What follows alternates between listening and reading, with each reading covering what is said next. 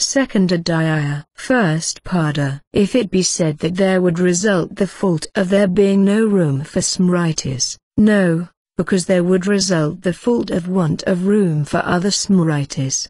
The first ADHYÂYA has established the truth that what the Vedanta texts teach is a supreme Brahman, which is something different as well from non-sentient matter known through the ordinary means of proof, perception and so on, as from the intelligent souls whether connected with or separated from matter, which is free from even a shadow of imperfection of any kind, which is a notion as it were of auspicious qualities and so on, which is the sole cause of the entire universe, which constitutes the inner self of all things. The second ADHYÂYA is now begun for the purpose of proving that the view thus set forth cannot be impugned by whatever arguments may possibly be brought forward. The Sutrakara at first turns against those who maintain that the Vedanta texts do not establish the view indicated above, on the ground of that view being contradicted by the Smriti of Kapila,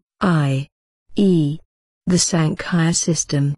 But how can it be maintained at all that Scripture does not set forth a certain view because thereby it would enter into conflict with Smriti? For that Smriti if contradicted by Scripture is to be held of no account, is already settled in the Purvamimamsa, where, we reply, a matter can be definitely settled on the basis of Scripture, as in the case of the Vedic injunction, he is to sing, after having touched the Udamara branch. Smriti indeed need not be regarded, but the topic with which the Vedanta texts are concerned is hard to understand, and hence, when a conflict arises between those texts and a Smriti propounded by some great Rishi, the matter does not admit of immediate decisive settlement. It is not therefore unreasonable to undertake to prove by Smriti that Scripture does not set forth a certain doctrine. That is to say, we possess a Smriti composed with a view to teach men the nature and means of supreme happiness.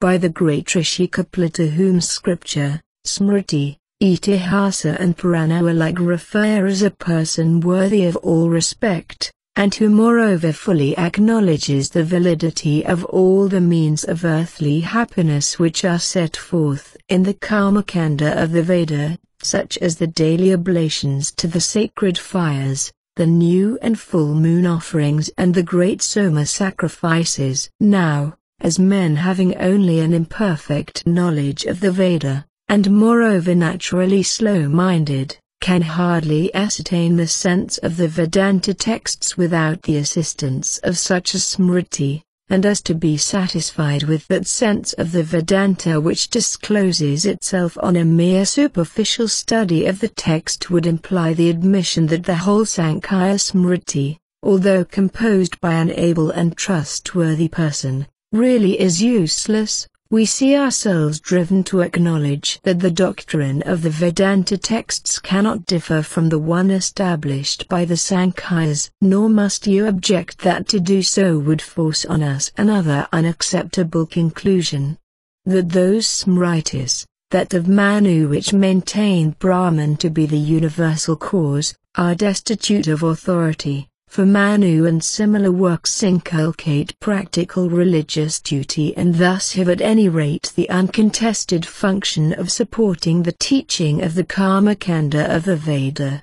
The Sankhya Smriti, on the other hand, is entirely devoted to the setting forth of theoretical truth, and if it is not accepted in that quality, it is of no use whatsoever. On this ground the sutra sets forth the prima facie view. If it be said that there results the fault of there being no room for certain smritis, the same sutra replies no, because there would result the fault of want of room for other smritis. For other smritis, that of Manu teach that Brahman is the universal cause. Thus Manu says, this existed in the shape of darkness, and so on. Then the divine self-existent, indiscernible but making discernible all this, the great elements and the rest, appeared with irresistible power, dispelling the darkness. He, desiring to produce beings of many kinds from his own body, first with a thought created the waters,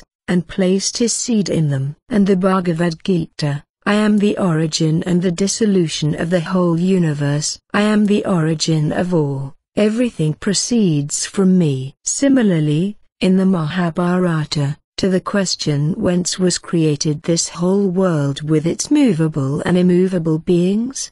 The answer is given. Narayana assumes the form of the world, he the infinite, eternal one, and from him there originates the unevolved consisting of the three gunas, and the unevolved is merged in the non-acting person. And Parasara says, from Vishnu thus sprang the world and in him it abides, he makes this world persist and he rules it.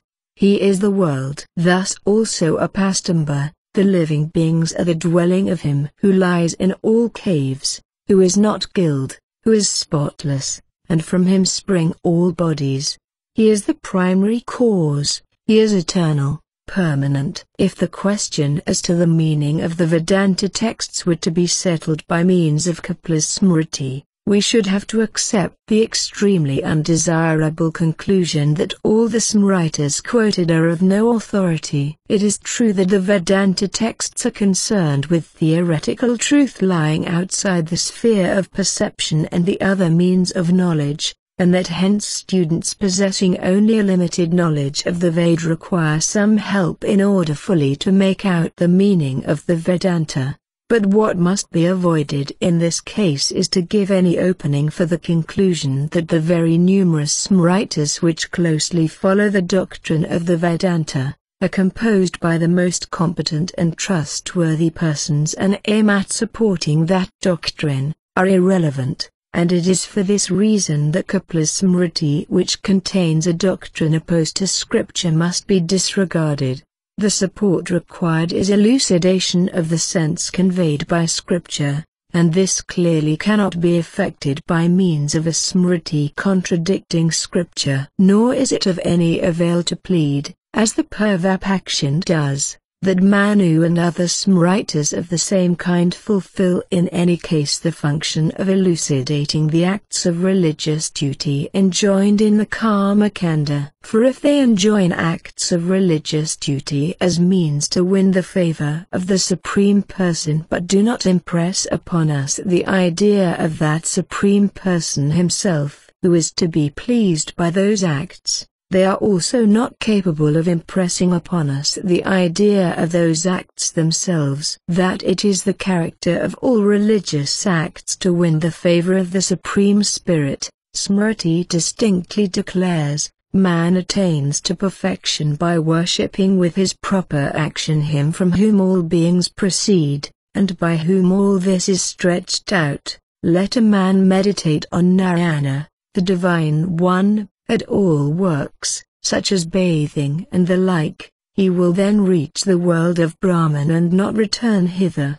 And those men with whom, intent on their duties, thou art pleased, O Lord, they pass beyond all this Maya and find release for their souls. Nor can it be said that Manu and similar Smritis have a function in so far as setting forth works bringing about certain results included in transmigratory existence, whether here on earth or in a heavenly world, for the essential character of those works also is to please the highest person, as is said in the Bhagavad Gita. Even they who devoted to other gods worship them with faith, worship me, against ordinance. For I am the enjoyer and the Lord of all sacrifices, but they know me not in truth and hence they fall, and thou art ever worshipped by me with sacrifices, thou alone, bearing the form of Pitras and of gods, enjoyest all the offerings made to either. Nor finally can we admit the contention that it is rational to interpret the Vedanta texts in accordance with Kapila's Smriti because Kapila,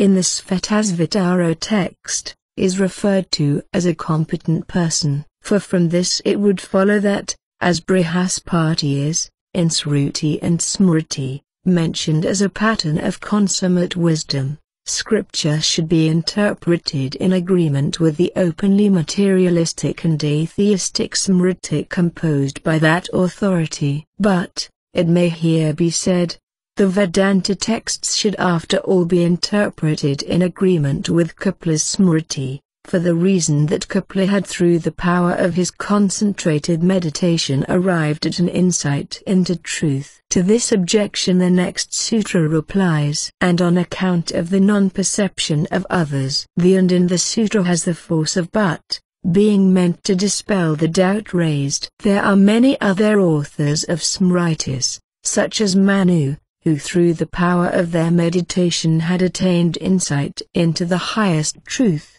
and of whom it is known from Scripture that the purport of their teaching was a salutary medicine to the whole world. Now, as these rishis did not see truth in the way of Kapila, we conclude that Kapila's view, which contradicts Scripture, is founded on error, and cannot therefore be used to modify the sense of the Vedanta texts. Here finishes the Adhikarana treating of Smriti. Not, on account of the difference of character of that, and its being such from Scripture, the same opponent who laid stress on the conflict between Scripture and Smriti now again comes forward, relying this time on simple reasoning. Your doctrine, he says, as to the world being an effect of Brahman which you attempted to prove by a refutation of the Sankhya Smriti shows itself to be irrational for the following reason.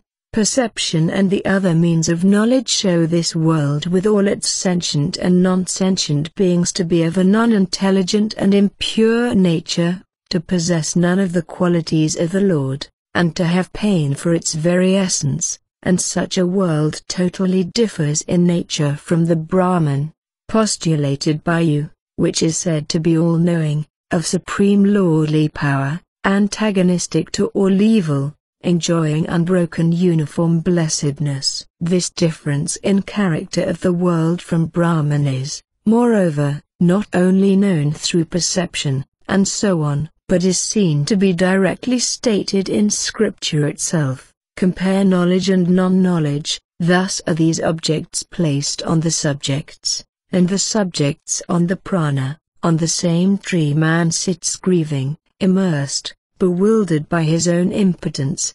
The soul not being a lord is bound because he has to enjoy, and so on, all which texts refer to the effect, the world as being non-intelligent, of the essence of pain, and so on.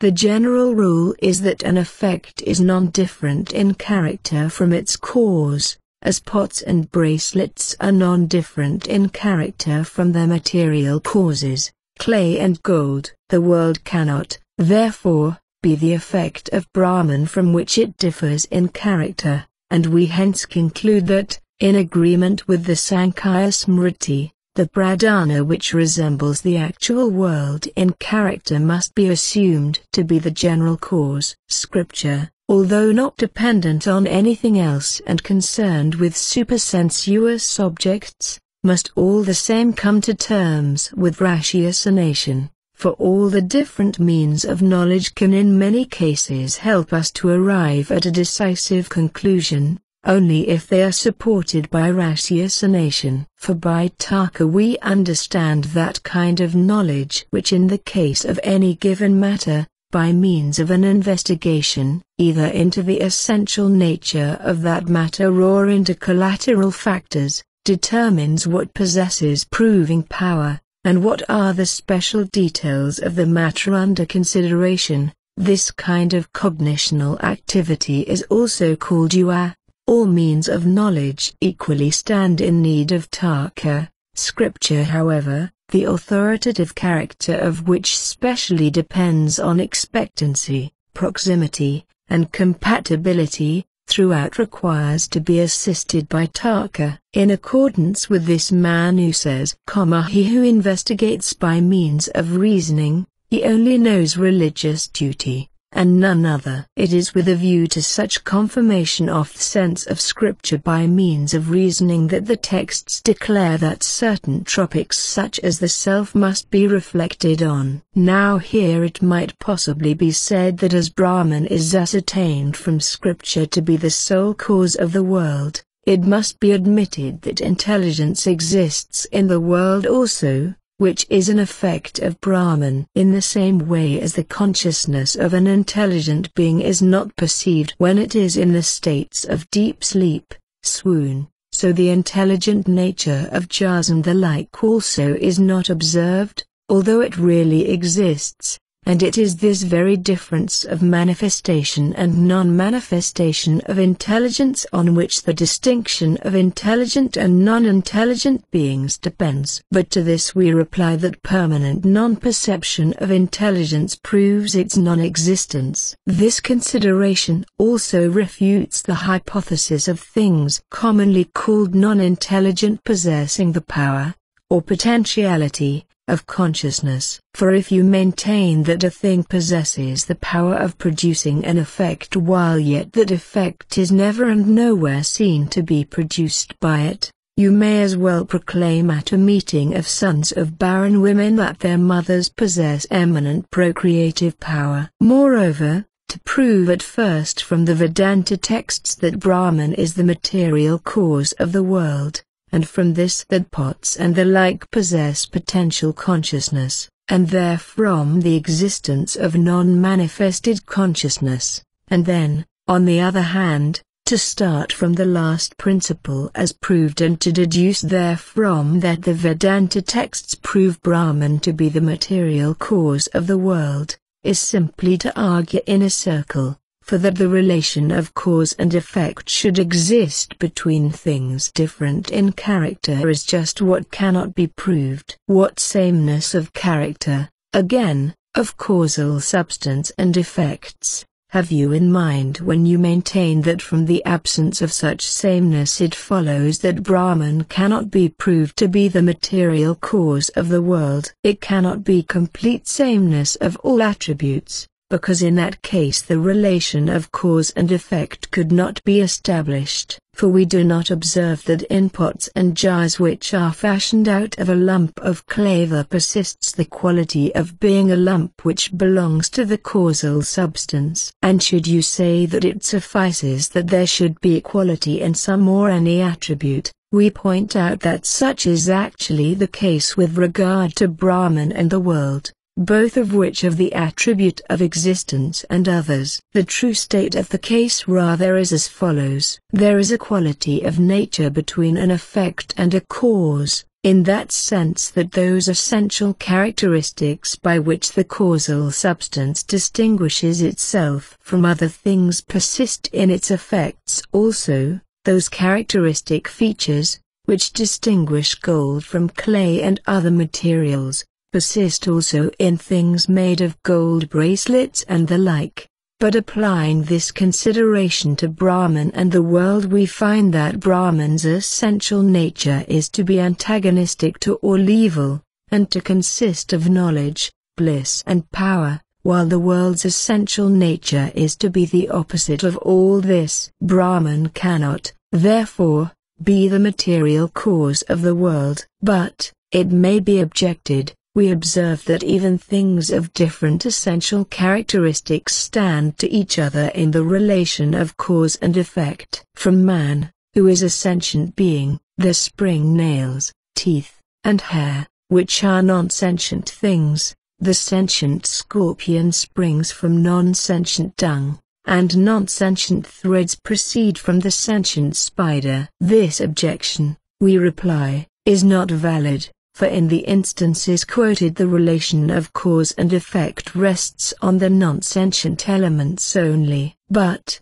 a further objection is raised. Scripture itself declares in many places that things generally held to be non-sentient really possess intelligence. Compare to him the earth said, the water desired, the pranas quarreling among themselves as to their relative preeminence went to Brahman. And the writers of the Puranas attribute consciousness to rivers, hills, the sea, and so on. Hence there is after all no essential difference in nature between sentient and so-called non-sentient beings. To this objection the Purvapakshin replies in the next sutra, but denotation of the superintending, on account of distinction and entering. The word but is meant to set aside the objection started. In texts such as to him the earth said, the terms earth and so on, denote the divinities presiding over earth and the rest. How is this known? Through distinction and connection. For earth and so on are denoted by the distinctive term divinities,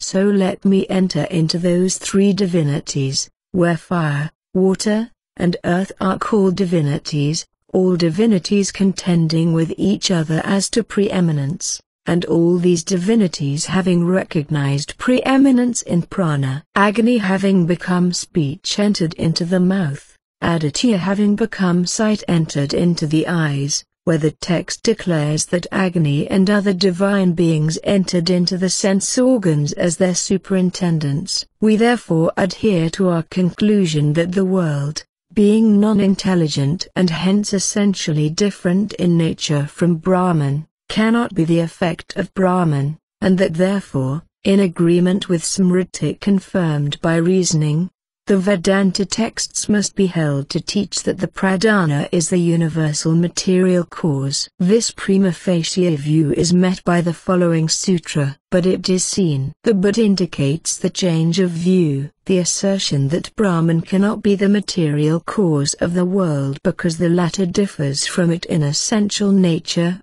is unfounded, since it is a matter of observation that even things of different nature stand to each other in the relation of cause and effect. For it is observed that from honey and similar substances there originate worms and other little animals. But it has been said above that in those cases there is sameness of nature, in so far as the relation of cause and effect holds good only between the non-intelligent elements in both. This assertion was indeed made, but it does not suffice to prove that equality of character between cause and effect which you have in view. For, being apprehensive that from the demand of equality of character in some point or other only it would follow that, as all things have certain characteristics in common, anything might originate from anything, you have declared that the equality of character necessary for the relation of cause and effect is constituted by the persistence, in the effect, of those characteristic points which differentiate the cause from other things.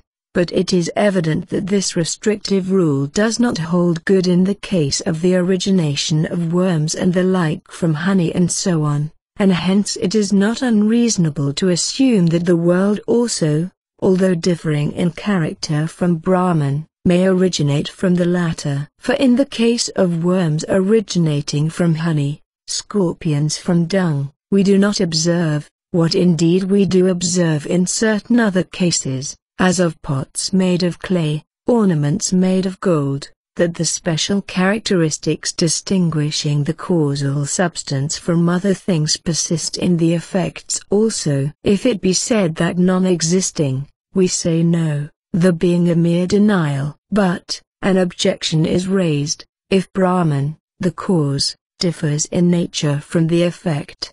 The world, this means that cause and effect are separate things and that hence the effect does not exist in the cause, Brahman, and this again implies that the world originates from what has no existence. Not so, we reply. For what the preceding sutra has laid down is merely the denial of an absolute rule demanding that cause and effect should be of the same nature. It was not asserted that the effect is a thing altogether different and separate from the cause. We by no means abandon our tenet that Brahman the cause modifies itself so as to assume the form of a world differing from it in character. For such is the case with the honey and the worms also. There is difference of characteristics, but, as in the case of gold and golden bracelets, there is oneness of substance. An objection is raised on account of such consequences in reabsorption inappropriate. The term reabsorption here stands as an instance of all the states of Brahman, reabsorption, creation, and so on, among which it is the first as appears from the texts giving instruction about those several states being only was this in the beginning, the self only was this in the beginning. If we accept the doctrine of the oneness of substance of cause and effect, then, absorption, creation, of the world all being in Brahman, the different states of the world would connect themselves with Brahman, and the latter would thus be affected by all the imperfections of its effect, in the same way as all the attributes of the bracelet are present in the gold also. And the undesirable consequence of this would be that contradictory attributes as predicated in different Vedanta texts would have to be attributed to one and the same substance,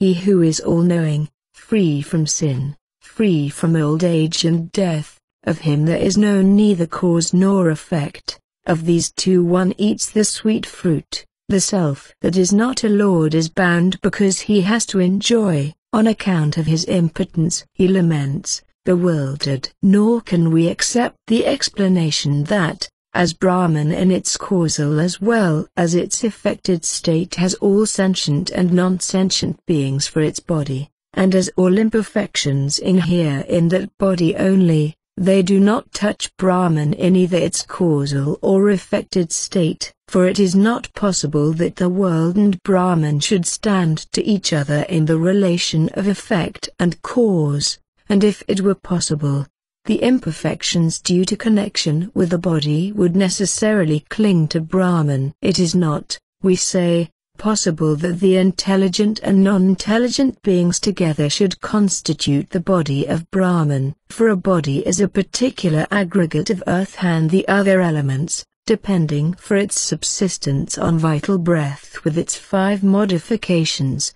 and serving as an abode to the sense organs which mediate the experiences of pleasure and pain retributive of former works. Such is in Vedic and worldly speech the sense connected with the term body, but numerous Vedic texts, free from sin, from old age and death, without eating the other one looks on, grasping without hands, hasting without feet, he sees without eyes, he hears without ears, without breath, without mind, declare that the highest self is free from karma and the enjoyment of its fruits, is not capable of enjoyment dependent on sense organs, and has no life dependent on breath, whence it follows that he cannot have a body constituted by all the non-sentient and sentient beings. Nor can either non-sentient beings in their individual forms such as grass, trees, or the aggregate of all the elements in their subtle state be viewed as the abode of sense activity. Nor are the elements in their subtle state combined into earth and the other gross elements. And sentient beings which consist of mere intelligence are of course incapable of all this, and hence even less fit to constitute a body. Nor may it be said that to have a body merely means to be the abode of fruition, and that Brahman may possess a body in this latter sense, for there are abodes of fruition, such as palaces and the like, which are not considered to be bodies. Nor will it avail, narrowing the last definition, to say that only is an abode of enjoyment directly abiding in which a being enjoys pain and pleasure, for if a soul enters a body other than its own, that body is indeed the abode in which it enjoys the pains and pleasures due to such entering, but is not admitted to be in the proper sense of the word the body of the soul thus entered. In the case of the Lord, on the other hand, who is in the enjoyment of self-established supreme bliss, it can in no way be maintained that he must be joined to a body, consisting of all sentient and non-sentient beings, for the purpose of enjoyment. That view also according to which a body means no more than a means of enjoyment is refuted hereby. You will now possibly try another definition. That the body of a being is constituted by that, the nature, subsistence and activity of which depend on the will of that being, and that hence a body may be ascribed to the Lord in so far as the essential nature, subsistence, and activity of all depend on him. But this also is objectionable, since in the first place it is not a fact that the nature of a body depends on the will of the intelligent soul joined with it, since, further, an injured body does not obey in its movements the will of its possessor, and since the persistence of a dead body does not depend on the soul that tenanted it. Dancing puppets and the like, on the other hand, are things the nature, subsistence, and motions of which depend on the will of intelligent beings, but we do not on that account consider them to be the bodies of those beings. As, moreover, the nature of an eternal intelligent soul does not depend on the will of the Lord, it cannot be its body under the present definition. Nor again can it be said that the body of a being is constituted by that which is exclusively ruled and supported by that being and stands towards it in an exclusive subservient relation, for this definition would include actions also. And finally, it is a fact that several texts definitely declare that the Lord is without a body, without hands and feet he grasps and hastens. As thus the relation of embodied being and body cannot subsist between Brahman and the world, and as if it did subsist, all the imperfections of the world would cling to Brahman, the Vedanta texts are wrong in teaching that Brahman is the material cause of the world. To this prima facie view the next sutra replies, not so, as there are parallel instances. The teaching of the Vedanta texts is not inappropriate, since there are instances of good and bad qualities being separate in the case of one thing connected with two different states. The but in the sutra indicates the impossibility of Brahman being connected with even a shadow of what is evil. The meaning is as follows: as Brahman has all sentient and non-sentient things for its body, and constitutes the self of that body, there is nothing contrary to reason in Brahman being connected with two states, a causal and an affected one, the essential characteristics of which are expansion on the one hand and contraction on the other, for this expansion and contraction belong to the sentient and non-sentient beings. The imperfections adhering to the body do not affect Brahman, and the good qualities belonging to the self do not extend to the body, in the same way as youth, childhood, and old age, which are attributes of embodied beings, such as gods or men, belong to the body only, not to the embodied self, while knowledge, pleasure and so on belong to the conscious self only, not to the body. On this understanding there is no objection to expressions such as he is born as a god or as a man and the same person is a child, and then a youth, and then an old man, that the character of a god or man belongs to the individual soul only in so far as it has a body. The assertion made by the Purvapakshin as to the impossibility of the world, comprising matter and souls and being either in its subtle or its gross condition, standing to Brahman in the relation of a body, we declare to be the vain outcome of altogether vicious reasoning springing from the idle fancies of persons who have never fully considered the meaning of the whole body of Vedanta texts as supported by legitimate argumentation. For as a matter of fact all Vedanta texts distinctly declare that the entire world, subtle or gross, material or spiritual, stands to the highest self in the relation of a body. Compare the Antaryam Brahmana, in the Kanva as well as the Madhyandina text, where it is said first of non-sentient things, and afterwards separately of the intelligent soul that they constitute the body of the highest self. Similarly the Sabala Upanishad declares that matter and souls in all their states constitute the body of the highest self, and concludes by saying that that self is the soul of all those beings. Similarly Smriti, the whole world is thy body, water is the body of Vishnu, all this is the body of Hari, All these things are his body. He having reflected sent forth from his body, where the body means the elements in their subtle state. In ordinary language the word body is not, like words such as jar, limited in its denotation to things of one definite make or character, but is observed to be applied directly to things of altogether different make and characteristics, such as worms, insects, moths, snakes, men, four-footed animals, and so on. We must therefore aim at giving a definition of the word that is in agreement with general use.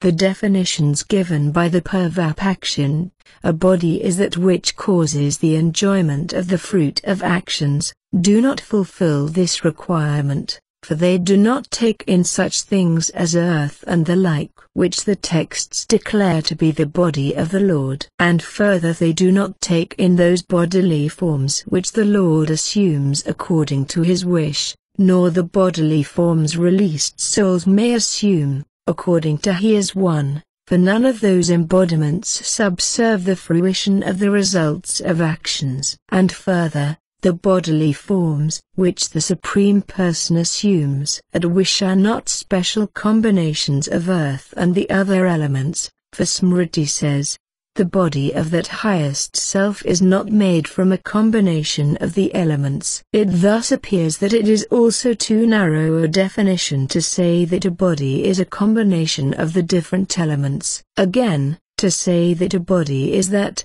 the life of which depends on the vital breath with its 5 modifications is also too narrow in respect of plants, for although vital air is present in plants, it does not in them support the body by appearing in 5 special forms. Nor again does it answer to define a body as either the abode of the sense organs or as the cause of pleasure and pain, for neither of these definitions takes in the bodies of stone or wood which were bestowed on ADHYÄYA and other persons in accordance with their deeds. We are thus led to adopt the following definition: any substance which a sentient soul is capable of completely controlling and supporting for its own purposes, and which stands to the soul in an entirely subordinate relation, is the body of that soul. In the case of bodies injured, paralyzed, control and so on are not actually perceived because the power of control,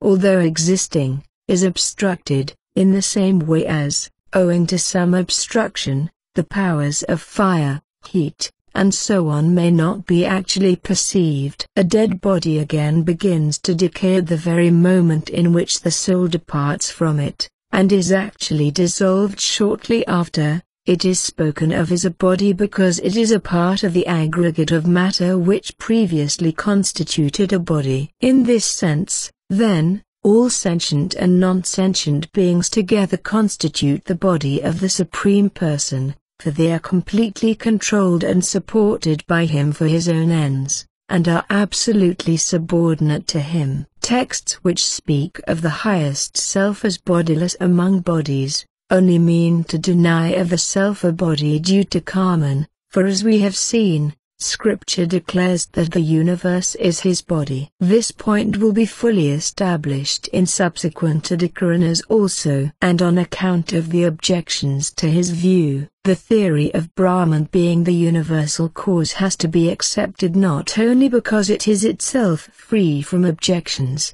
but also because the pradhana theory is open to objections, and hence must be abandoned, for on this latter theory the origination of the world cannot be accounted for. The Sankhyas hold that owing to the soul's approximation to Prakriti the attributes of the latter are fictitiously superimposed upon the soul which in itself consists entirely of pure intelligence free from all change, and that thereon depends the origination of the empirical world. Now here we must raise the question as to the nature of that approximation or nearness of Prakriti which causes the superimposition on the changeless soul of the attributes of Prakriti. Does that nearness mean merely the existence of Prakriti or some change in Prakriti?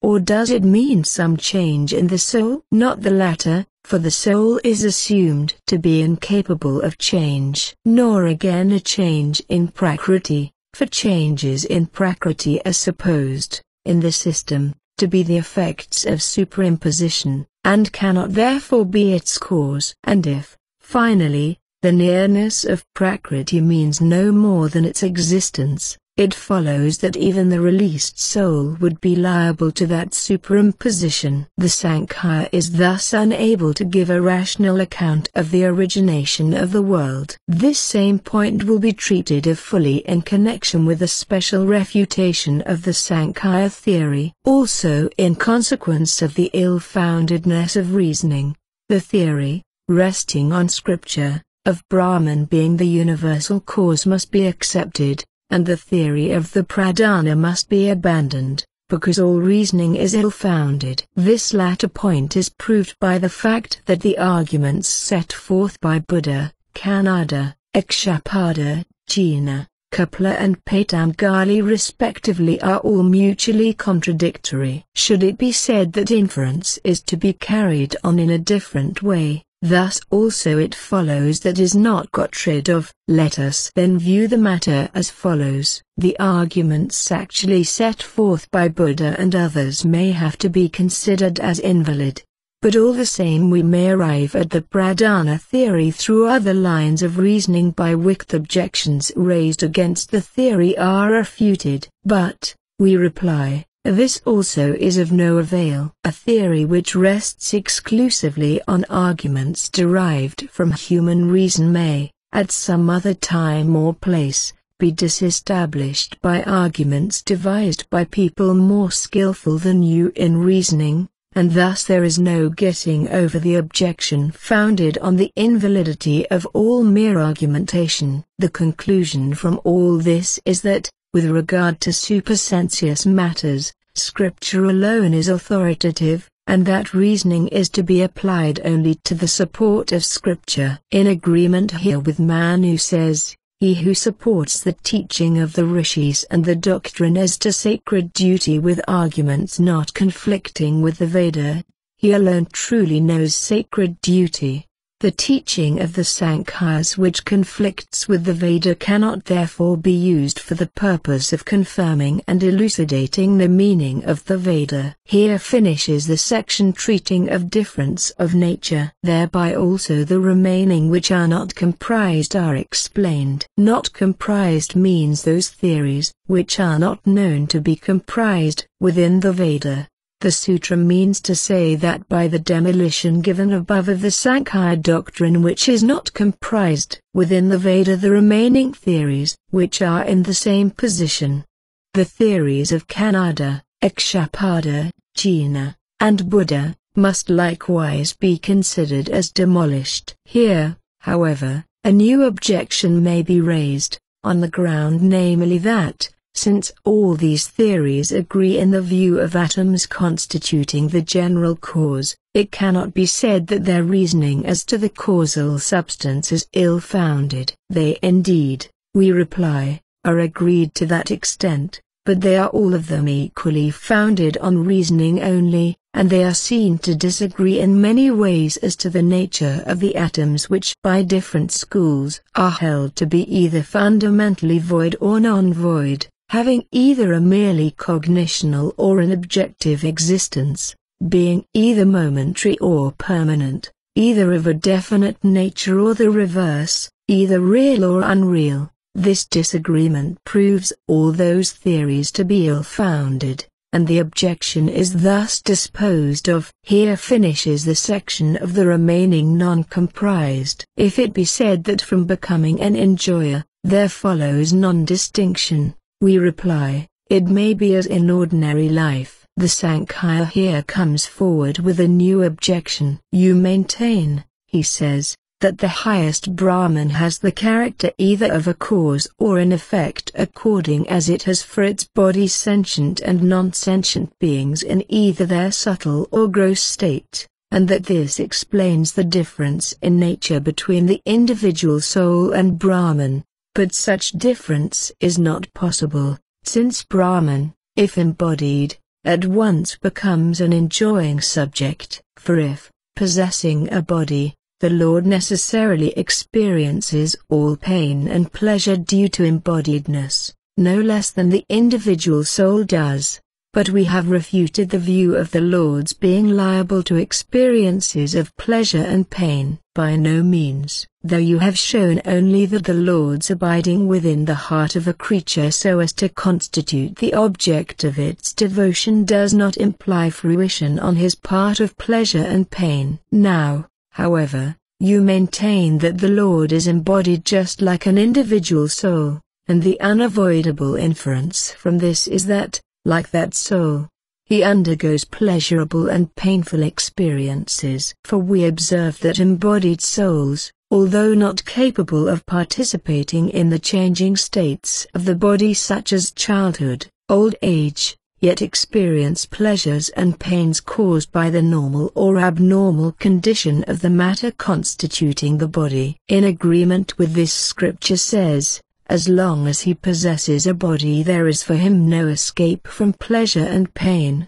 but when he is free of the body then neither pleasure nor pain touches him. As thus, the theory of an embodied Brahman constituting the universal cause does not allow of a distinction in nature between the Lord and the individual soul, and as, further, the theory of mere Brahman leads to the conclusion that Brahman is the abode of all the imperfections attaching to the world, in the same way as a lump of clay or gold participates in the imperfections of the thing fashioned out of it. We maintain that the theory of the pradhana being the general cause is the more valid one. To this objection the sutra replies in the words, "It may be, as in ordinary life, the desired distinction in nature between the Lord and the individual soul may exist all the same. That a soul experiences pleasures and pains caused by the various states of the body is not due to the fact of its being joined to a body,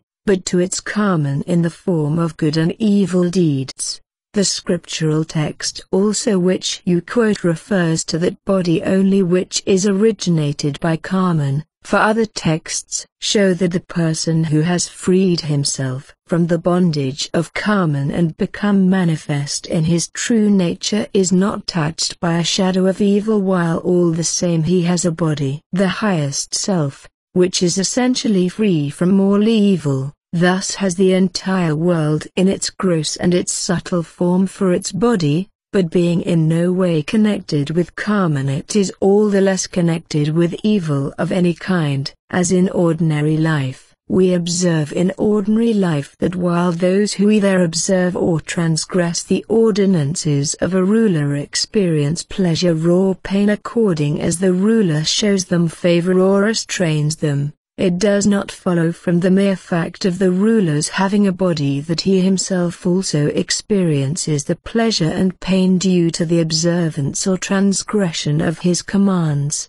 The author of the Dhammadabhashaya gives expression to the same view, as in ordinary life a prince, although staying in a very unpleasant place infested with mosquitoes and full of discomforts of all kind is yet not touched by all these troubles, his body being constantly refreshed by fans and other means of comfort, rules the countries for which he cares and continues to enjoy all possible pleasures, such as fragrant odors and the like. So the Lord of creation, to whom his power serves as an ever-moving fan as it were, is not touched by the evils of that creation, but rules the world of Brahman and the other worlds for which he cares, and continues to enjoy all possible delights. That the nature of Brahman should undergo changes like a lump of clay or gold we do not admit, since many texts declare Brahman to be free from all change and imperfection. Others give a different explanation of this sutra. According to them it refutes the Purvapaksha that on the view of Brahman being the general cause the distinction of enjoying subjects and objects of enjoyment cannot be accounted for,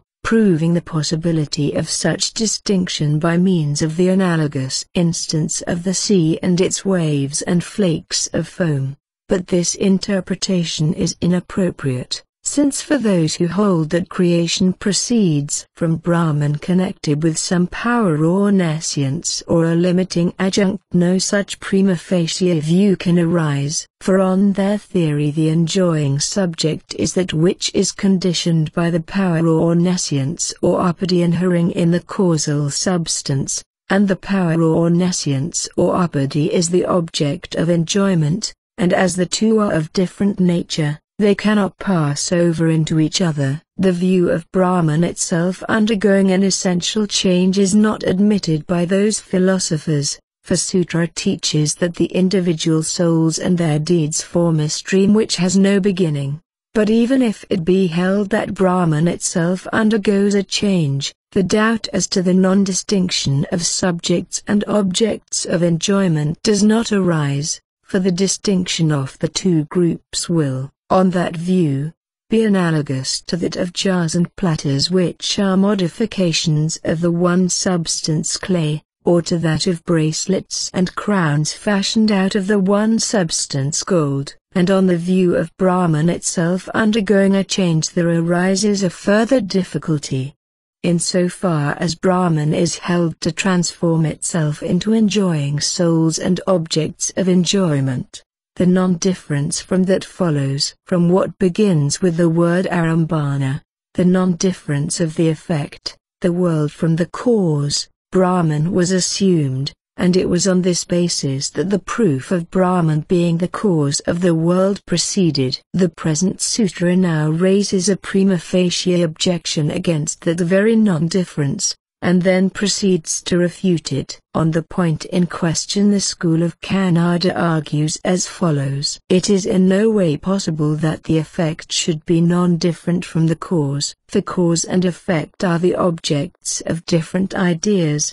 The ideas which have for their respective objects threads and a piece of cloth, or a lump of clay and a jar, are distinctly not of one and the same kind. The difference of words supplies a second argument. Nobody applies to mere threads the word piece of cloth, or vice versa. A third argument rests on the difference of effects. Water is not fetched from the well in a lump of clay, nor is a well built with jars. There, fourthly, is the difference of time. The cause is prior in time, the effect posterior. There is, fifthly, the difference of form.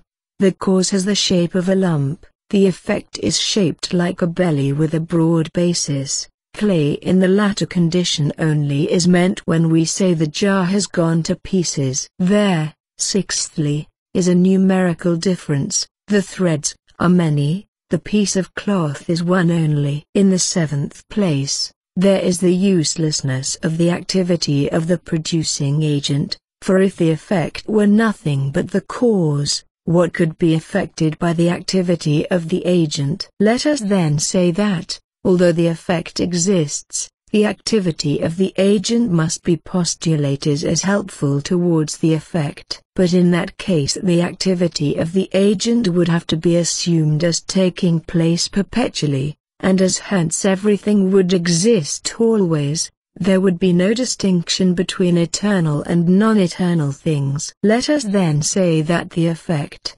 although always existing, is at first non-manifest and then is manifested through the activity of the agent, in this way that activity will not be purposeless, and there will be a distinction between eternal and non-eternal things. This view also is untenable, for if that manifestation requires another manifestation we are driven into a regressus in infinitum. If, on the other hand, it is independent of another manifestation, it follows that the effect also is eternally perceived. And if, as a third alternative, the manifestation is said to originate, we lapse into the Asakarya-vada. Moreover, if the activity of the agent serves to manifest the effect, it follows that the activity devoted to a jar will manifest also water pots and similar things. For things which admittedly possess manifesting power,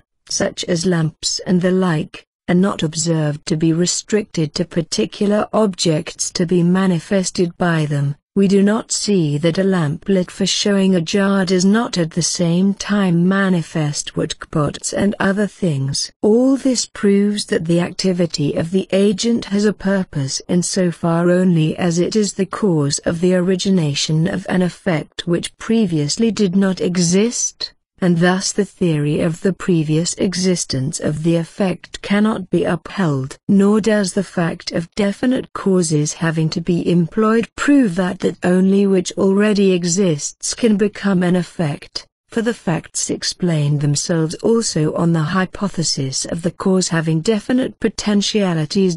But an objection is raised. He also who holds the theory of the previous non-existence of the effect can really do nothing with the activity of the agent, for as, on his view, the effect has no existence before it is originated, the activity of the agent must be supposed to operate elsewhere than on the effect, and as this elsewhere comprises without distinction all other things, it follows that the agent's activity with reference to threads may give rise to water pots also. Not so. The Vaishaka replies, activity applied to a certain cause gives rise to those effects only the potentiality of which inheres in that cause. Now, against all this, the following objection is raised.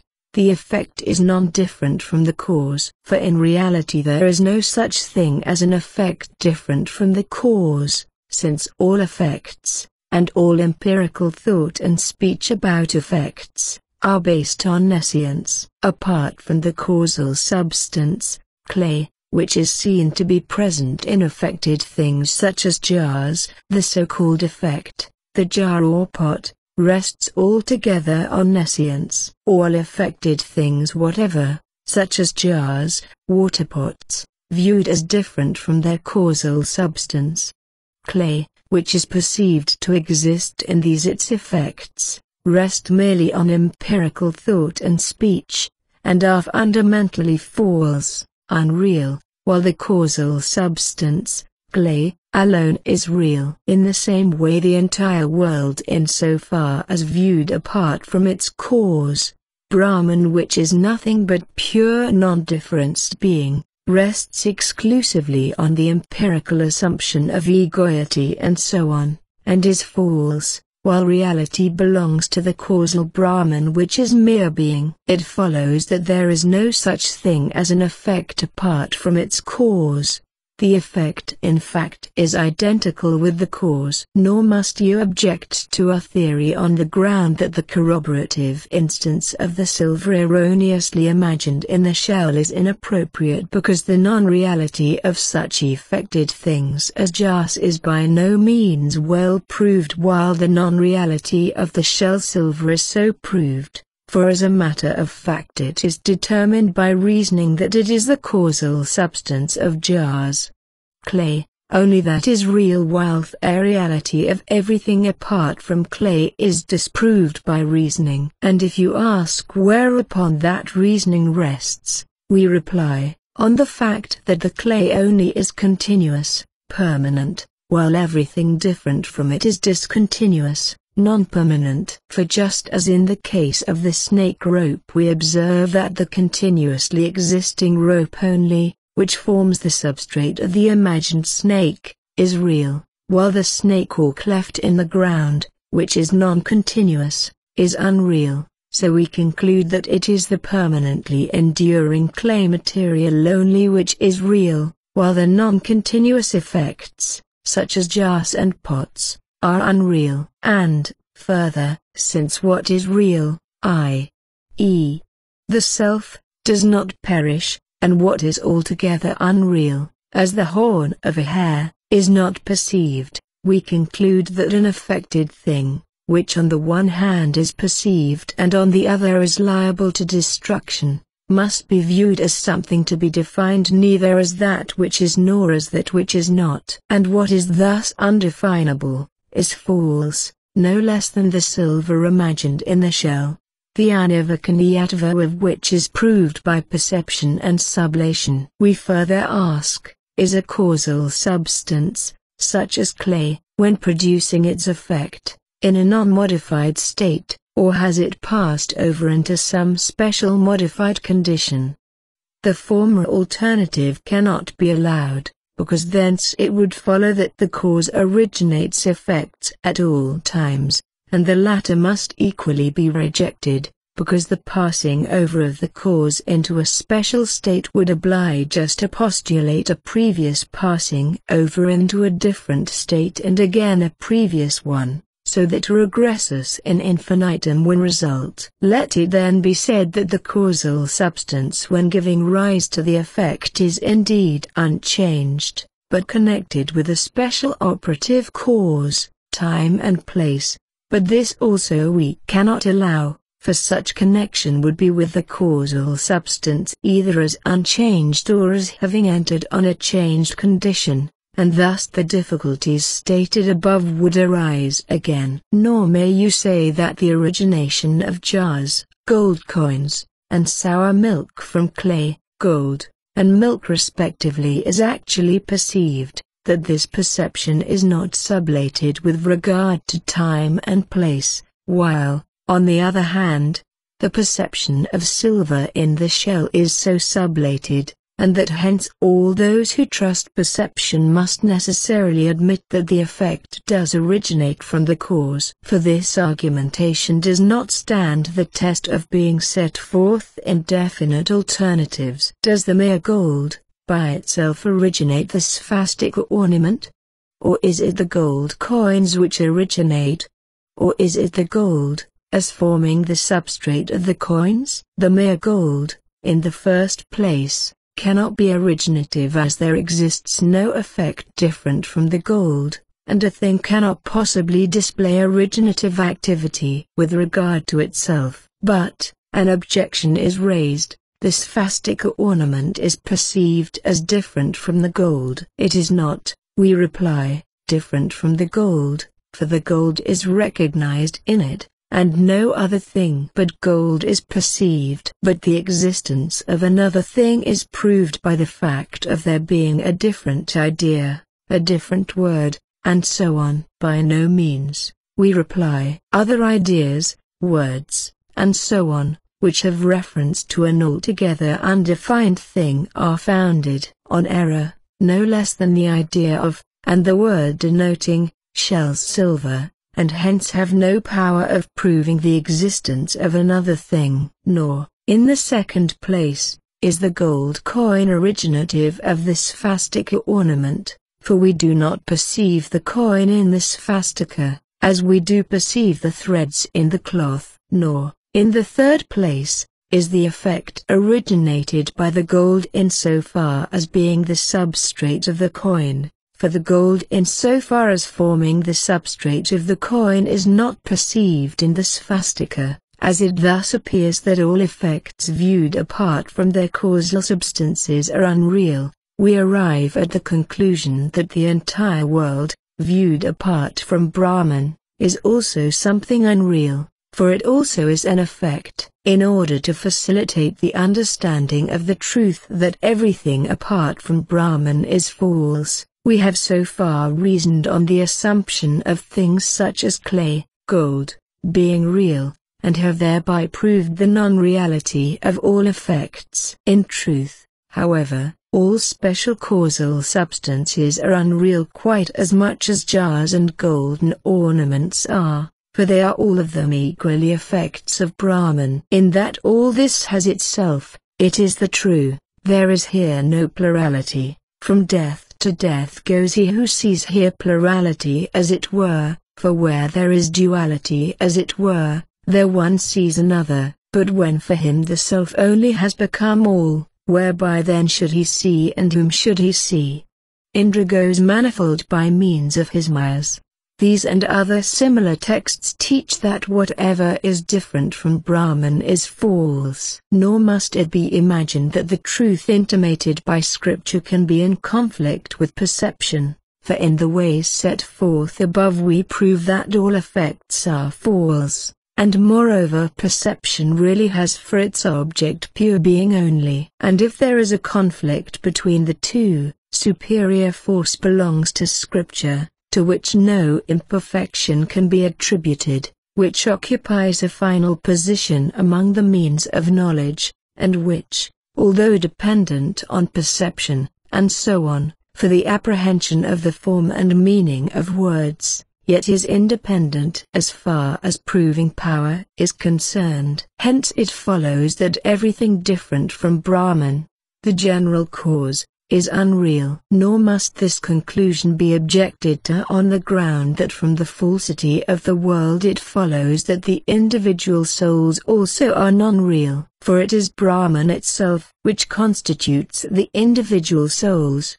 Brahman alone takes upon itself the condition of individual soul in all living bodies, as we know from many texts, having entered into them with this living self. The one God hidden within all beings, the one God entered in many places, that self hidden in all beings does not shine forth, there is no other seer but He, and others. But if you maintain that the one Brahman constitutes the soul in all living bodies, it follows that any particular pain or pleasure should affect the consciousness of all embodied beings, just as an agreeable sensation affecting the foot gives rise to a feeling of pleasure in the head, and that there would be no distinction of individual soul and Lord, released souls and souls in bondage, pupils and teachers, men wise and ignorant, and so on. Now, in reply to this, some of those who hold the non-duality of Brahman give the following explanation. The many individual souls are the reflections of the one Brahman, and their states of pain, pleasure, and so on, remain distinct owing to the different limiting adjuncts, in the same way as the many reflected images of one and the same face in mirrors, crystals, sword blades, remain distinct owing to their limiting adjuncts, one image being small, another large, one being bright, another dim, and so on. But you have said that scriptural texts such as having entered with this living self show that the souls are not different from Brahman. They are indeed not different in reality, but we maintain their distinction on the basis of an imagined difference. To whom then does that imagination belong? Not to Brahman surely, whose nature, consisting of pure intelligence, allows no room for imagination of any kind. Nor also to the individual souls, for this would imply a faulty mutual dependence, the existence of the soul depending on imagination and that imagination residing in the soul. Not so, the Advaita Vedan replies. Nescience and the existence of the souls form an endless retrogressive chain. Their relation is like that of the seed and the sprout. Moreover, mutual dependence and the like, which are held to constitute defects in the case of real things, are unable to disestablish nescience,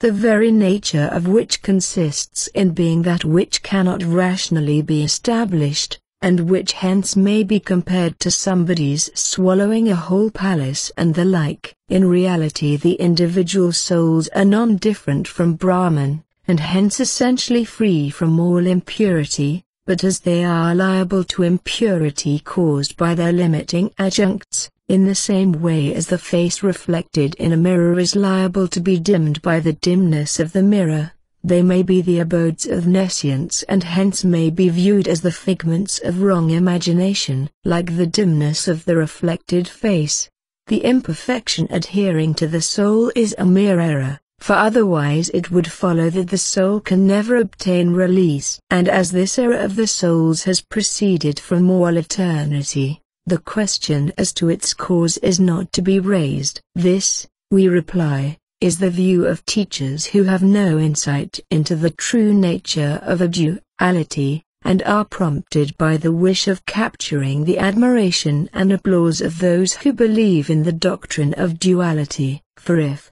as a first alternative, you should maintain that the abode of nescience is constituted by the soul in its essential, not fictitiously imagined, form, This means that Brahman itself is the abode of nescience. If, in the second place, you should say that the abode of nescience is the soul, viewed as different from Brahman and fictitiously imagined in it, this would mean that the non-intelligent is the abode of nescience. For those who hold the view of non-duality do not acknowledge a third aspect different from these two. And if, as a third alternative, it be maintained that the abode of nescience is the soul in its essential nature, this nature being however qualified by the fictitiously imagined aspect, we must negative this also, since that which has an absolutely homogeneous nature cannot in any way be shown to be qualified, apart from nescience. The soul is qualified in so far only as it is the abode of nescience, and you therefore define anything. Moreover, the theory of nescience abiding within the individual soul is resorted to for the purpose of establishing a basis for the distinction of bondage and release, but it really is quite unable to effect this, for if by release be understood the destruction of nescience, it follows that when one soul attains release and nescience is thus destroyed, the other souls also will be released. But nescience persists because other souls are not released. Well then the one soul also is not released since nescience is not destroyed. But we assume a different nescience for each soul. That soul whose nescience is destroyed will be released, and that whose nescience is not destroyed will remain in bondage. You now argue on the assumption of a special avidya for each soul. But what about the distinction of souls implied therein? Is that distinction essential to the nature of the soul, or is it the figment of nescience? The former alternative is excluded, as it is admitted that the soul essentially is pure, non-differenced intelligence, and because on that alternative the assumption of avidya to account for the distinction of souls would be purposeless. On the latter alternative two subordinate alternatives arise. Does this avidya which gives rise to the fictitious distinction of souls belong to Brahman, or to the individual souls? If you say to Brahman, your view coincides with mine. Well then, to the souls.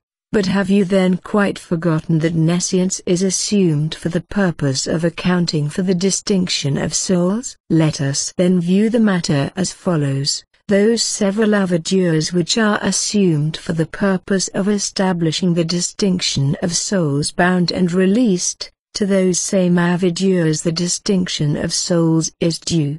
But here you reason in a manifest circle. The avidyas are established on the basis of the distinction of souls, and the distinction of souls is established when the avidyas are established. Nor does the argument of the seed and sprout apply to the present question. For in the case of seeds and plants each several seed gives rise to a different plant, while in the case under discussion you adopt the impossible procedure of establishing the several avidyas on the basis of the very souls which are assumed to be due to those avidyas, and if you attempt to give to the argument a somewhat different turn, by maintaining that it is the avidyas abiding in the earlier souls which fictitiously give rise to the later souls, we point out that this implies the souls being short-lived only, and moreover that each soul would have to take upon itself the consequences of deeds not its own and escape the consequences of its own deeds. The same reasoning disposes of the hypothesis that it is Brahman which effects the fictitious existence of the subsequent souls by means of the avidyas abiding within the earlier souls. And if there is assumed a beginningless flow of avidyas, it follows that there is also a beginningless flow of the condition of the souls dependent on those avidyas, and that steady uniformity of the state of the souls which is supposed to hold good up to the moment of release could thus not be established. Concerning your assertion that,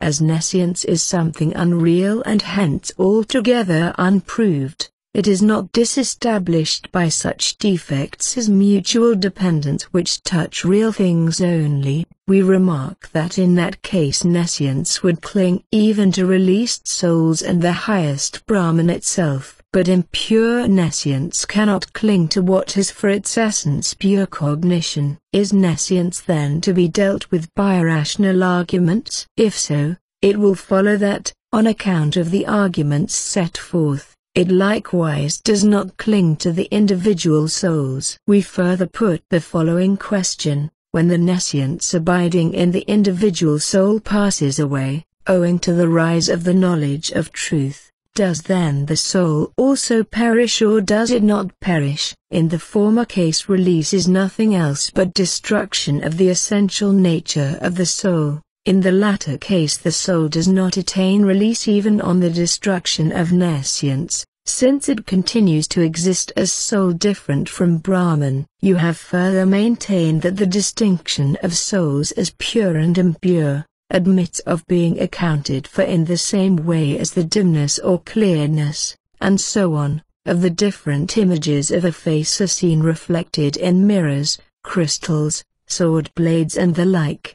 But here the following point requires consideration: on what occasion do the smallness, dimness and other imperfections due to the limiting adjuncts pass away? When the mirrors and other limiting adjuncts themselves pass away, does then, we ask, the reflected image which is the substrate of those imperfections persist or not? If you say that it persists, then by analogy the individual soul also must be assumed to persist, and from this it follows that it does not attain release. And if the reflected image is held to perish together with its imperfections, by analogy the soul also will perish and then release will be nothing but annihilation. Consider the following point also: the destruction of a non-advantageous defect is of advantage to him who is conscious of that disadvantage. Is it then, we ask, in the given case Brahman, which corresponds to the thing reflected,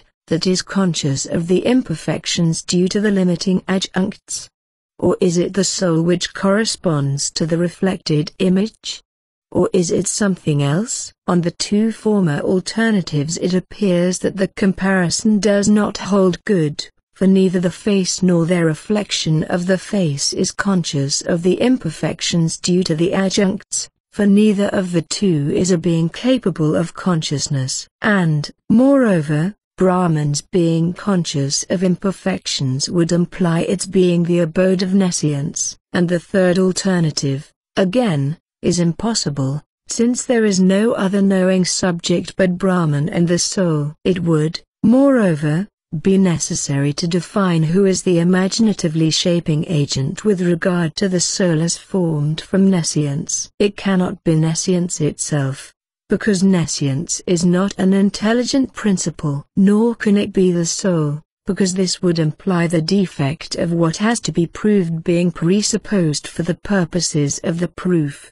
And because the existence of the soul is that which is formed by nescience, just as silver is. And if, finally, you should say that Brahman is the fictitiously forming agent, we have again arrived at a Brahman that is the abode of nescience. If Brahman is not allowed to be the abode of nescience, we further must ask whether Brahman sees the individual souls or not. If not, it is not possible that Brahman should give rise to this manifold creation which, as Scripture declares, is preceded by seeing on his part, and to the differentiation of names and forms. If, on the other hand, Brahman which is of an absolutely homogeneous nature sees the souls, it cannot do so without nescience, and thus we are again led to the view of nescience abiding in Brahman. For similar reasons the theory of the distinction of Maya and nescience must also be abandoned, for even if Brahman possesses Maya,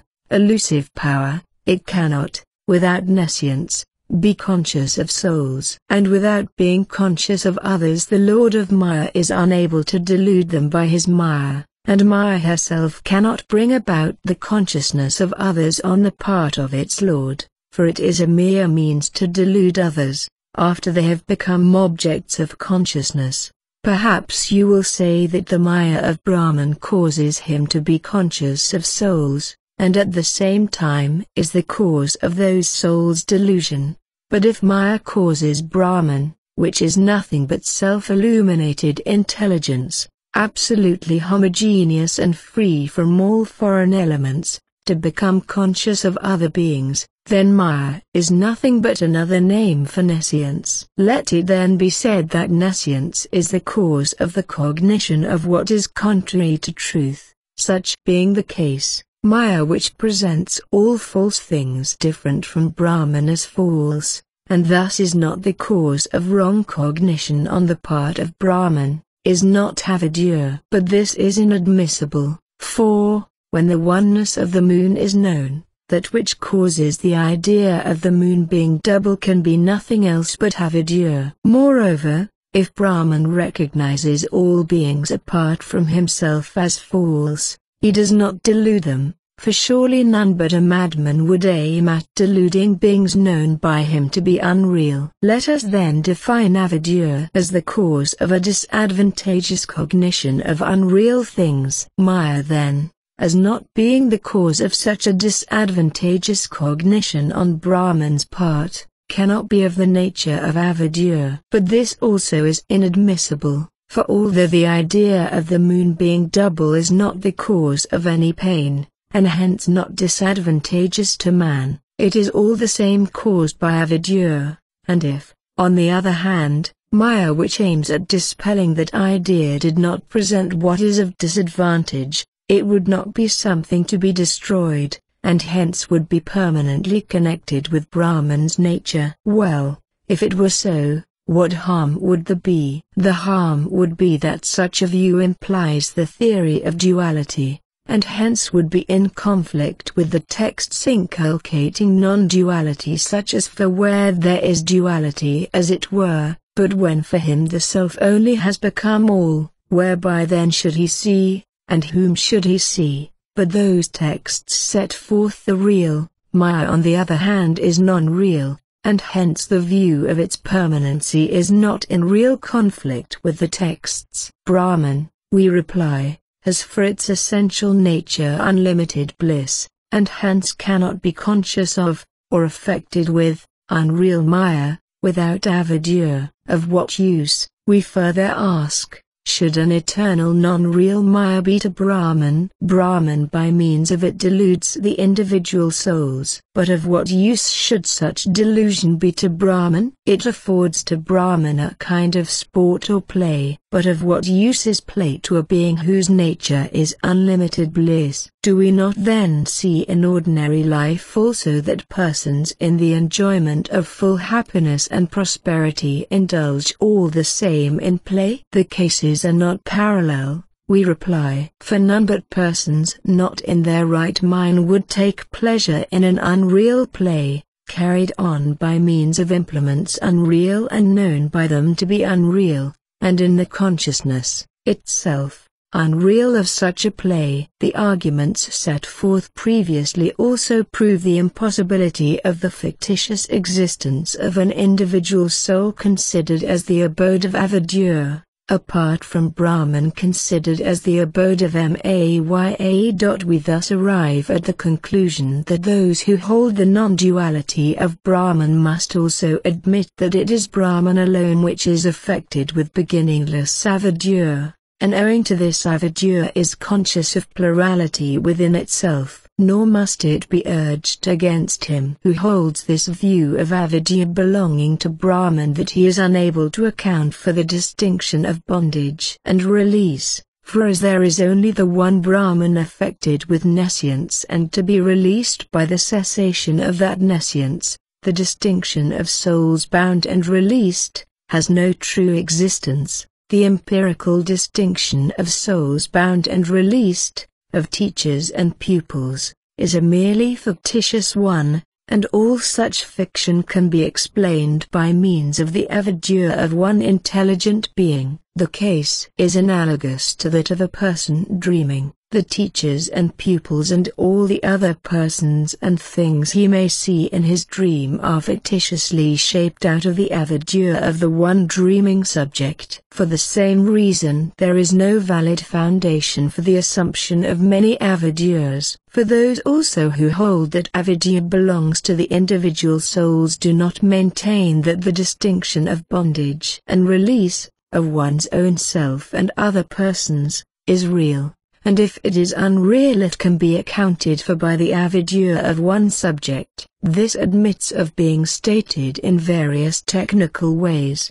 The distinctions of bondage and of one's own self and other persons are fictitiously shaped by one's own avidya, for they are unreal like the distinctions seen by a dreaming person. Other bodies also have a self through me only, for they are bodies like this my body. Other bodies also are fictitiously shaped by my avidya, for they are bodies or effects, or non-intelligent or fictitious creations, as this my body is. The whole class of intelligent subjects is nothing but me, for they are of intelligent nature. What is not me is seen to be of non-intelligent nature, as jars. It thus follows that the distinctions of one's own self and other persons, of souls bound and released, of pupils and teachers, and so on, are fictitiously created by the avidya of one intelligent subject. The fact is that the upholder of duality himself is notable to account for the distinction of souls bound and released. For as there is an infinity of past eons,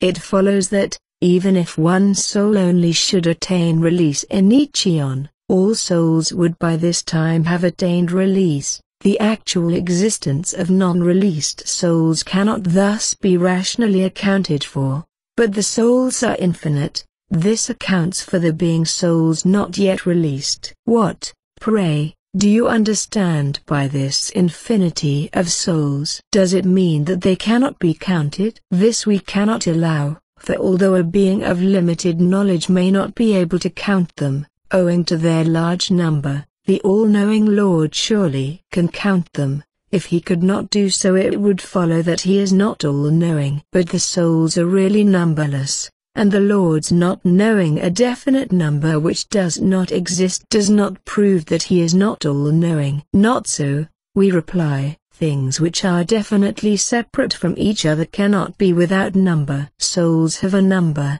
because they are separate, just as mustard seeds, beans, earthen vessels, pieces of cloth, and so on. And from their being separate it moreover follows that souls, like earthen vessels, and so on, are non-intelligent, not of the nature of self, and perishable. And it further follows therefrom that Brahman is not infinite. For by infinity we understand the absence of all limitation. Now on the theory which holds that there is a plurality of separate existences, Brahman which is considered to differ in character from other existences cannot be said to be free from substantial limitation. For substantial limitation means nothing else than the existence of other substances. And what is substantially limited cannot be said to be free from temporal and spatial limitation, for observation shows that it is just those things which differ in nature from other things and thus are substantially limited,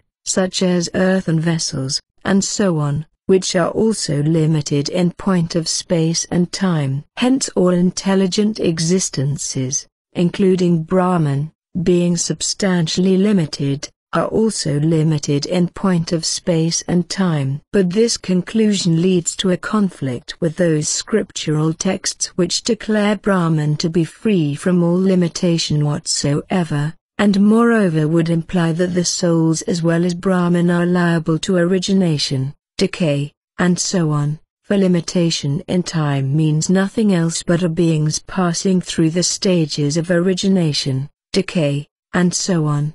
The Dvaita view thus being found untenable on all sides, we adhere to our doctrine that this entire world, from Brahma down to a blade of grass, springs from the avidya attached to Brahman which in itself is absolutely unlimited, and that the distinctions of consciousness of pleasure and pain, and all similar distinctions, explain themselves from the fact of all of them being of the nature of avidya, just as the distinctions of which a dreaming person is conscious. The one Brahman, whose nature is eternal self-illuminedness, free from all heterogeneous elements, owing to the influence of avidya illusorily manifests itself in the form of this world, and as thus in reality there exists nothing whatever different from Brahman, we hold that the world is non-different from Brahman. To this the Dvaitavedin, the Vaishika,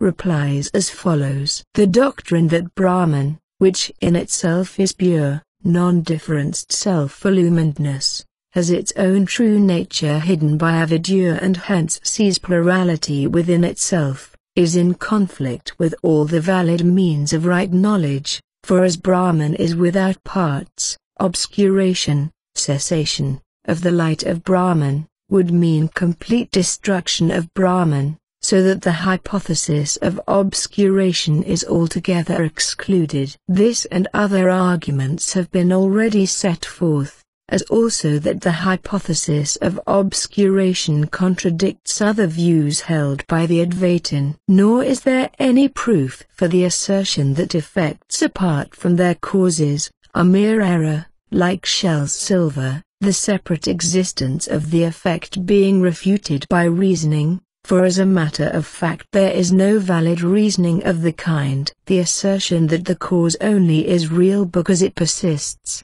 while the non-continuous effects, such as jars and water pots, are unreal, has also been refuted before, on the ground that the fact of a thing not existing at one place and one time does not sublate its real existence at another time and place. Nor is there any soundness in the argumentation that the effect is false because, owing to its being perceived and its being perishable, it cannot be defined either as real or unreal, for a thing's being perceived and its being perishable does not prove the thing's falseness, but only its non-permanency. To prove a thing's falseness it is required to show that it is sublated with reference to that very place and time in connection with which it is perceived, but that a thing is sublated with reference to a place and time other than those in connection with which it is perceived, proves only that the thing does not exist in connection with that place and time, but not that it is false. This view also may be put in technical form. Effects such as jars and the like are real because they are not sublated with regard to their definite place and time, just as the self is. Nor is there any truth in the assertion that the effect cannot originate from the cause either modified or unmodified, for the effect may originate from the cause if connected with certain favoring conditions of place, time, nor can you show any proof for the assertion that the cause, whether modified or non-modified, cannot enter into connection with such favoring conditions. As a matter of fact, the cause may very well, without being modified, enter into such connection. But from this it follows that the cause must have been previously connected with those conditions, since previously also it was equally unmodified. Not so, we reply. The connection with favoring conditions of time, place, into which the cause enters, depends on some other cause, and not therefore on the fact of its not being modified. No fault then can be found with the view of the cause, when having entered into a special state depending on its connection with time, place, producing the effect. Nor can it be denied in any way that the cause possesses originative agency with regard to the effect, for such agency is actually observed, and cannot be proved to be irrational. Further, there is no proof for the assertion that originative agency cannot belong either to mere gold or to effect of gold such as coined gold, or to gold in so far as forming the substrate for coins and the like, for as a matter of fact mere gold, if connected with the helpful factors mentioned above, may very well possess originative capacity. To say that we do not perceive any effect different from gold is futile, for as a matter of fact we perceive the sphastical ornament which is different from mere gold, and the existence of different terms and ideas moreover proves the existence of different things. Nor have we here to do with a mere error analogous to that of shell silver, for a real affected thing, such as a golden ornament, is perceived during the whole period intervening between its origination and destruction, and such perception is not sublated with regard to that time and place. Nor is there any valid line of reasoning to sublate that perception. That at the same time when the previously non-perceived sphastical ornament is perceived the gold also is recognized, is due to the fact of the gold persisting as the substrate of the ornament, and hence such recognition of the causal substance does not disprove the reality of the effect, and the attempts to prove the unreality of the world by means of scriptural texts we have already disposed of in a previous part of this work. We further object to the assertion that it is oneself which bestows on all bodies the property of being connected with the self, as from this it would follow that one person is conscious of all the pains and pleasures caused by all bodies. For, as seen in the case of Saubari and others, it is owing to the oneness of the self that one person is conscious of the pains and pleasures due to several bodies. Nor again must you allege that the non-consciousness is due to the plurality of the egos, which are the subjects of cognition, and not to the plurality of selves, for the self is none other than the subject of cognition, and the ego, the organ of egoity, on the other hand, which is the same as the internal organ, cannot be the knowing subject, for it is of a non-intelligent nature, and is a mere instrument like the body and the sense organs. This also has been proved before. Nor is there any proof for your assertion that all bodies must be held to spring from the avidya of one subject, because they are bodies, non-intelligent, effects, fictitious. For that all bodies are the fictitious creations of avidya is not true, since that which is not sublated by valid means of proof must be held to be real. Nor again can you uphold the assertion that all intelligent subjects are non-different. 1. Because we observe that whatever is other than a subject of cognition is non-intelligent, for this also is disproved by the fact of the plurality of intelligent subjects as proved by the individual distribution, among them, of pleasures and pains. You have further maintained through me only all bodies are animated by a self, they are the fictitious creations of my avidya, I alone constitute the whole aggregate of intelligent subjects, and, on the basis of these averments, have attempted to prove the oneness of the ego. But all this is nothing but the random talk of a person who has not mastered even the principles of his own theory, for according to your theory the self is pure intelligence to which the whole distinction of I, thou, is altogether foreign. Moreover, if it be held that everything different from pure, non-differenced intelligence is false, it follows that all effort spent on learning the Veda with a view to release is fruitless, for the Veda also is the effect of avidya, and the effort spent on it therefore is analogous to the effort of taking hold of the silver wrongly imagined in the shell, or, to put it from a different point of view, all effort devoted to release is purposeless, since it is the effect of knowledge depending on teachers of merely fictitious existence. Knowledge produced by texts such as thou art that does not put an end to bondage,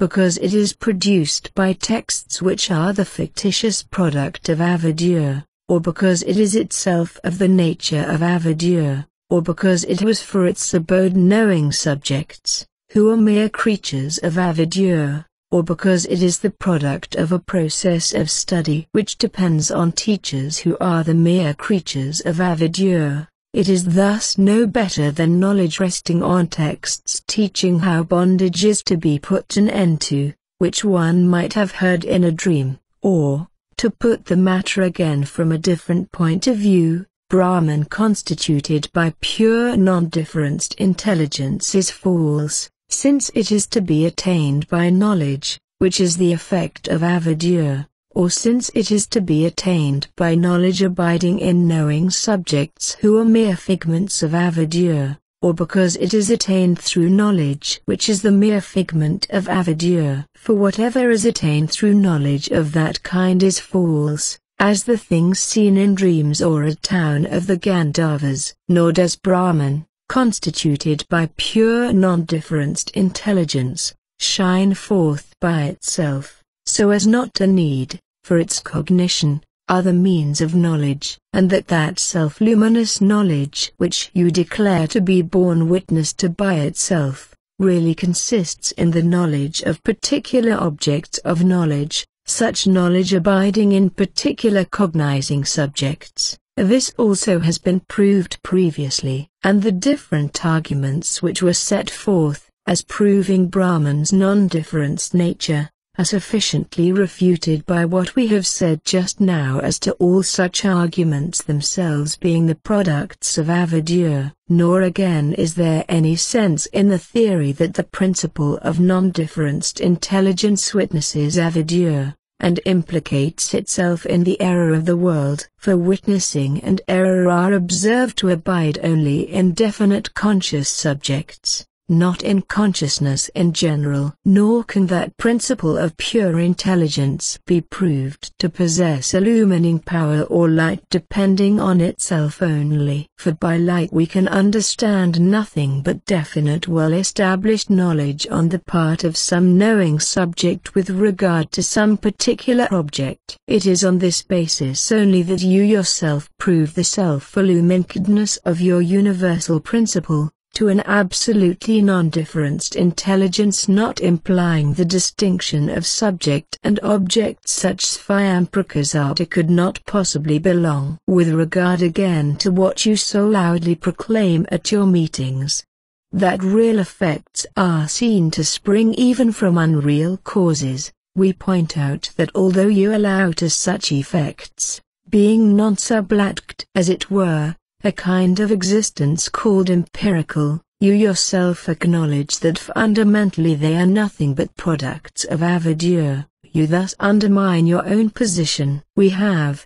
on the other hand, already disposed of this your view above, when proving that in all cases effects are originated by real causes only. Nor may you plead that what perception tells us in such cases is contradicted by Scripture. For as, according to you, Scripture itself is an effect, and hence of the essence of avidya, it is in no better case than the instances quoted. You have further declared that, although Brahman is to be attained only through unreal knowledge, yet it is real since when once attained it is not sublated by any subsequent cognition. But this reasoning also is not valid. For when it has once been ascertained that some principle is attained through knowledge resting on a vicious basis, the fact that we are not aware of a subsequent sublation of that principle is irrelevant. That the principle, the reality of things, is a universal void is false. We conclude therefrom that the reasoning leading to that principle is ascertained to be ill-founded, although we are not aware of any subsequent truth sublating that principle. Moreover, for texts such as there is here no plurality whatsoever, knowledge, bliss is Brahman, the absence of subsequent sublation is claimed on the ground that they negative the whole aggregate of things different from mere intelligence, and hence are later in order than all other texts. But somebody may rise and say the reality is a void, and thus negative the existence of the principle of mere intelligence also, and the latter principle is thus sublated by the assertion as to the void, which is later in order than the texts which it negatives. On the other hand, the assertion as to the void being the universal principle is not liable to subsequent sublation, for it is impossible for any negation to go beyond it, and as to resting on a vicious basis, there is in that respect no difference between perception and the other means of knowledge, and the view of general unreality, founded on the Vedanta.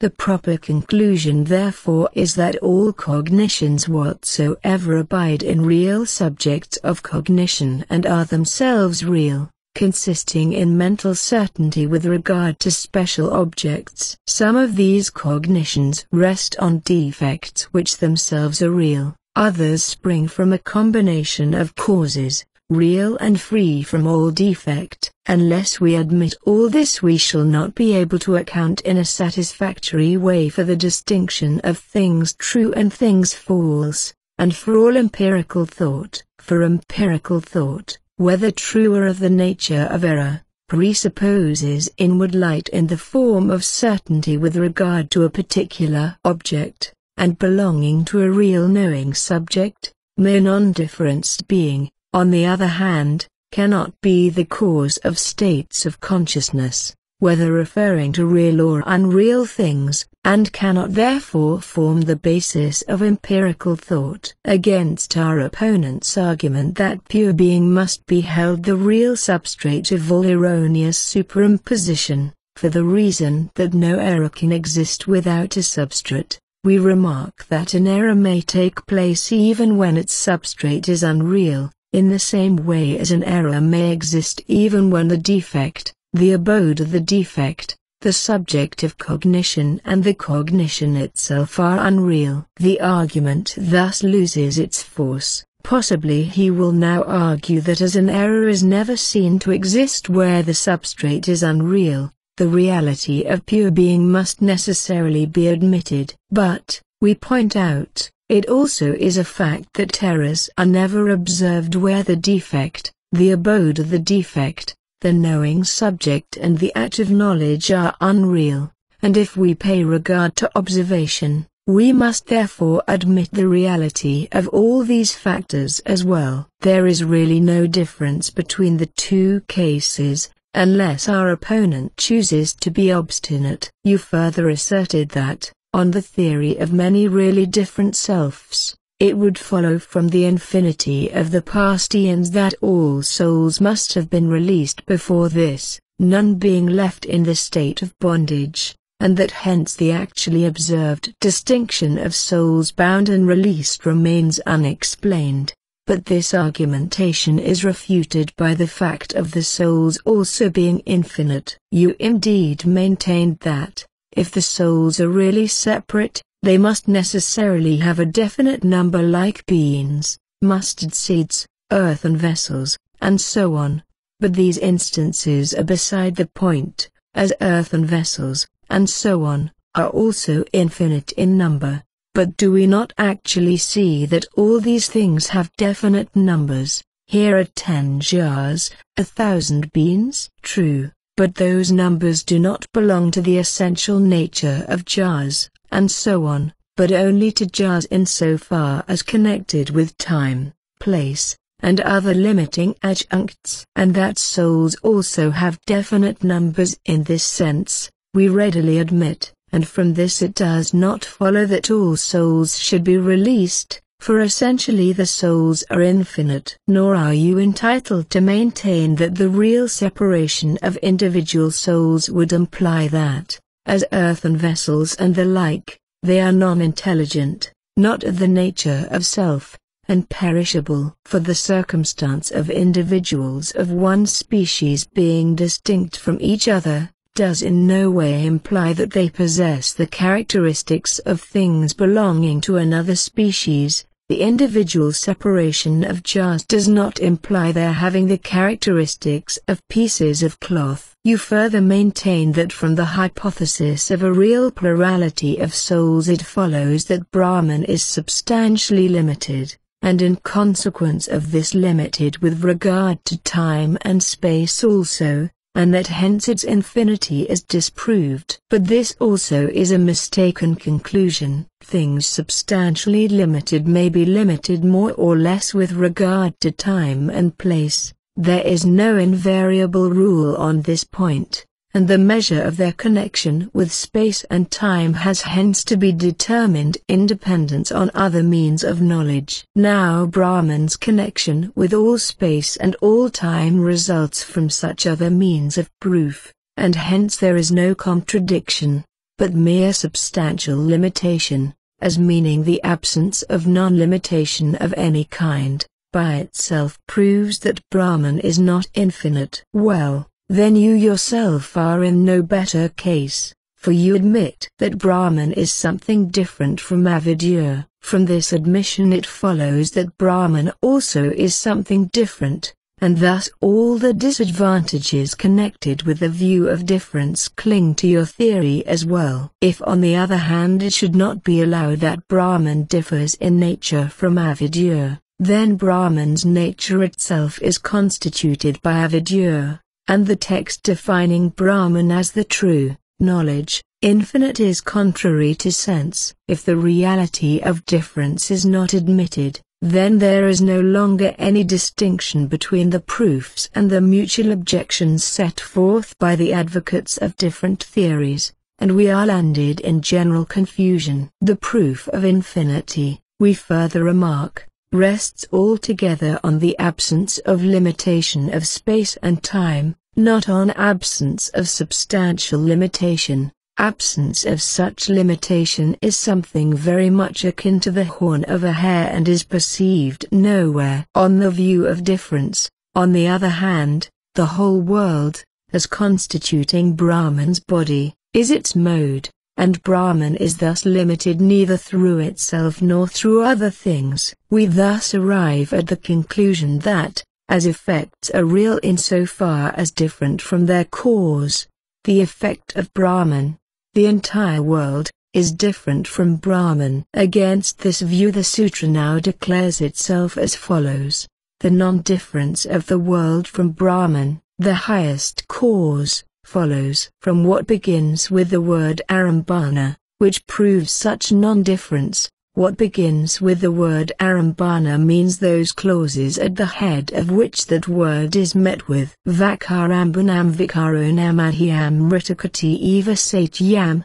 being only this was in the beginning, one only, without a second. It thought, may I be many, may I grow forth. It sent forth fire, having entered with this living self, in the true, my son, all these creatures have their root. In the true they dwell, in the true they rest, in that all that exists has itself, it is the true, it is the self, and thou art it, O Svetaketu. It is these clauses and others of similar purport which are met with in other chapters, that the sutra refers to. For these texts prove a non-difference from Brahman of the world consisting of non-sentient and sentient beings. This is as follows. The teacher, bearing in his mind the idea of Brahman constituting the sole cause of the entire world and of the non-difference of the effect from the cause, asks the pupil, have you ever asked for that instruction by which the non-heard is heard?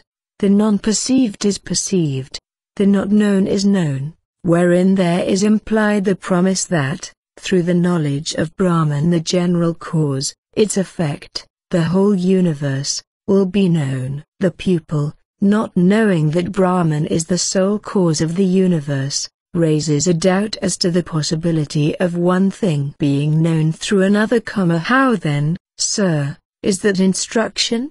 And the teacher thereupon, in order to convey the notion of Brahman being the sole universal cause, quotes an instance showing that the non-difference of the effect from the cause is proved by ordinary experience, as by one clod of clay there is known everything that is made of clay, the meaning being as jars, pots, and the like, which are fashioned out of one piece of clay, are known through the cognition of that clay. since their substance is not different from it.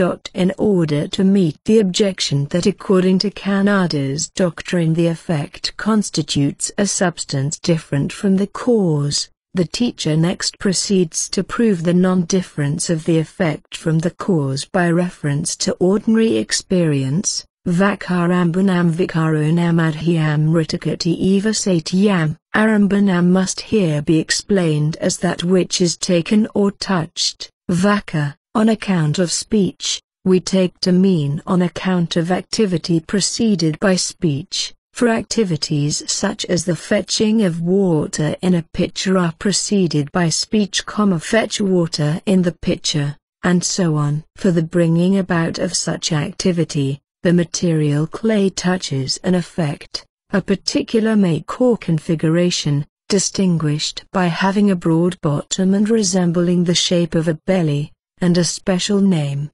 pitcher, and so on, which is applied to that effect, or, to put it differently, to the end that certain activities may be accomplished, the substance clay receives a new configuration and a new name. Hence jars and other things of clay are of the substance of clay, only. This only is true, known through authoritative means of proof, only, because the effects are not known as different substances. One and the same substance therefore, such as clay or gold, gives occasion for different ideas and words only as it assumes different configurations, just as we observe that one and the same VEDânTA becomes the object of different ideas and terms, and gives rise to different effects, according to the different stages of life, youth, old age, which he has reached. The fact of our saying the jar has perished while yet the clay persists,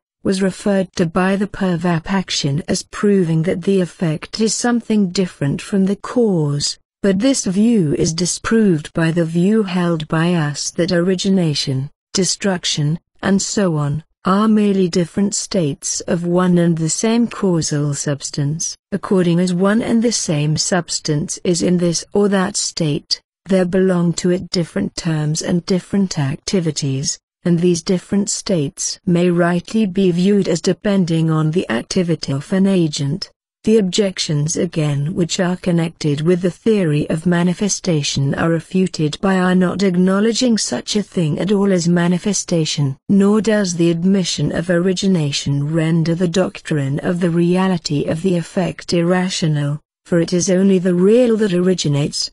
But it is a contradiction to maintain that that which previously exists is originated. This, we reply, is the objection of a person who knows nothing about the true nature of origination and destruction. A substance enters into different states in succession. What passes away is the substance in its previous states. What originates is the substance in its subsequent states. As thus the substance in all its states has being, there is nothing irrational in the Sakarya theory. But the admission of the origination of a non-existing state lands us in the Asakarya theory. If he, we retort, who holds the Asakarya theory is of opinion that the origination of the effect does not itself originate, he is similarly landed in the Sakarya theory, and if he holds that the origination itself originates, he is led into a regressus in infinitum. According to us,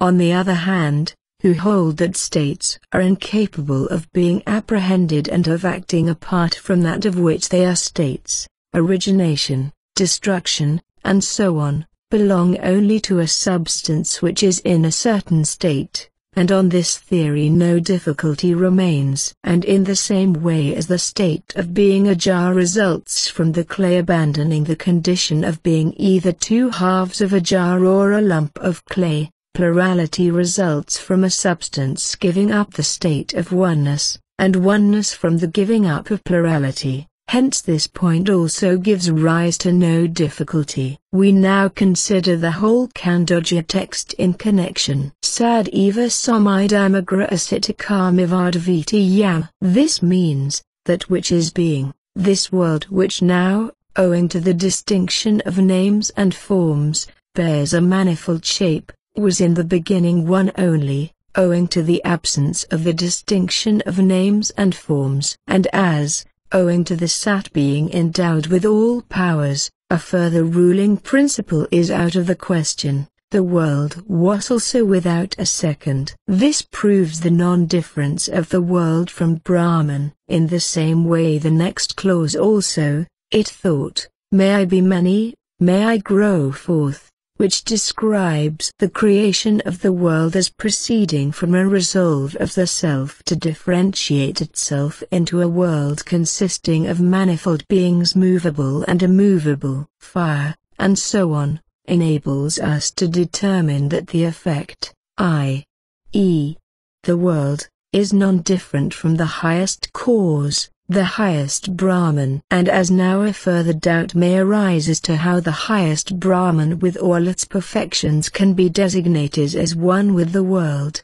and how the world can be designated as one, without a second, not dependent on another guiding principle, and how this thought, the resolution, on the part of the Supreme Cause, of differentiating itself into a manifold world, and the creation corresponding to that resolution are possible. The text continues, that deity thought, let me now enter those three beings with this living self and distinguish names and forms, which means, let me make the aggregate of non-sentient things to possess various names and forms, by entering into them by means of the Jiva, which is of the nature of myself. The possession of names and forms must thus be understood to be effected by the Jiva entering into matter as itself. There is another scriptural text also which makes it clear that the highest Brahman enters,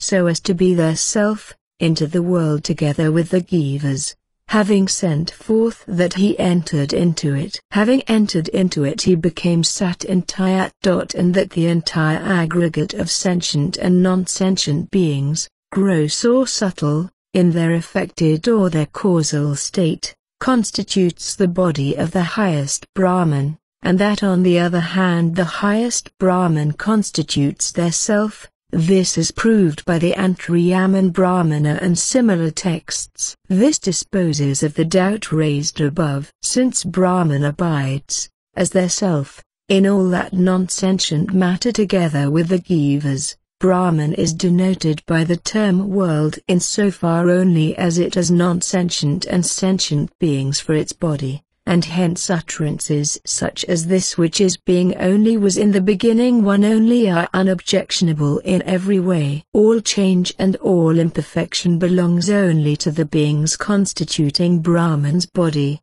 and Brahman itself is thus proved to be free from all imperfection, a treasure as it were of all imaginable holy qualities.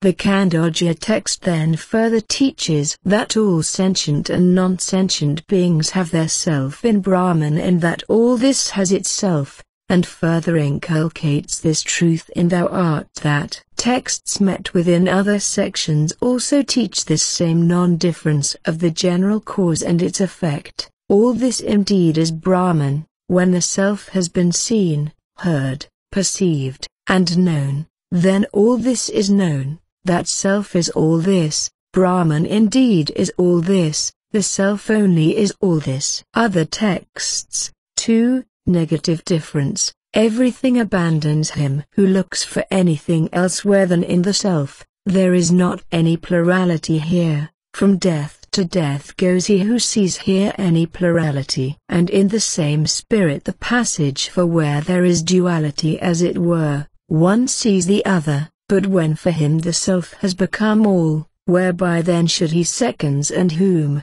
In setting forth that the view of duality belongs to him who does not know and the view of non-duality to him who knows, intimates that non-difference only is real. It is in this way that we prove, by means of the texts beginning with Arambana, that the world is non-different from the universal cause, the highest Brahman. Brahman only, having the aggregate of sentient and non-sentient beings for its body and hence for its modes, is denoted by all words whatsoever. The body of this Brahman is sometimes constituted by sentient and non-sentient beings in their subtle state, when, just owing to that subtle state, they are incapable of being designated as apart from Brahman whose body they form. Brahman is then in its so-called causal condition. At other times the body of Brahman is constituted by all sentient and non-sentient beings in their gross, manifest state, owing to which they admit of being thought and spoken of as having distinct names and forms. Brahman then is in its affected state. The effect, the world, is thus seen to be non-different from the cause, the highest Brahman, and that in the affected as well as the causal state of Brahman's body as constituted by sentient and non-sentient beings, and of Brahman embodied therein, perfections and imperfections are distributed according to the difference of essential nature between Brahman and its body, as proved by hundreds of scriptural texts. We have shown above. Those on the other hand who establish the non-difference of cause and effect, on the basis of the theory of the effect's non-reality, are unable to prove what they wish to prove, for the true and the false cannot possibly be one. If these two were one, it would follow either that Brahman is false or that the world is real. Those again who hold the effect also to be real, the difference of the soul and Brahman being due to limiting conditions, while their non-difference is essential, and the difference as well as the non-difference of Brahman and matter being essential, enter into conflict with all those texts which declare that the soul and Brahman are distinct in so far as the soul is under the power of karma while Brahman is free from all evil, and all those texts which teach that non-sentient matter undergoes changes while Brahman does not, for as, according to them, nothing exists but Brahman and the limiting adjuncts, Brahman, as being indivisible, must be undivided while entering into connection with the upadis, and hence itself undergoes a change into inferior forms, and if they say that it is only the power, not Brahman itself, which undergoes a change, this also is of no avail since Brahman and its power are non-different. Others again hold that the general cause, Brahman, is pure being in which all distinctions and changes such as being an enjoying subject, and so on, have vanished, while however it is endowed with all possible potentialities. During a pralaya this causal substance abides self-luminous, with all the distinctions of consciousness of pleasure and pain gone to rest, comparable to the soul of a man held by dreamless sleep, different however in nature from mere non-sentient matter. During the period of a creation, on the other hand, just as the substance called clay assumes the forms of jars, platters, and so on, or as the water of the sea turns itself into foam, waves, bubbles, and so on, the universal causal substance abides in the form of a triad of constituent parts.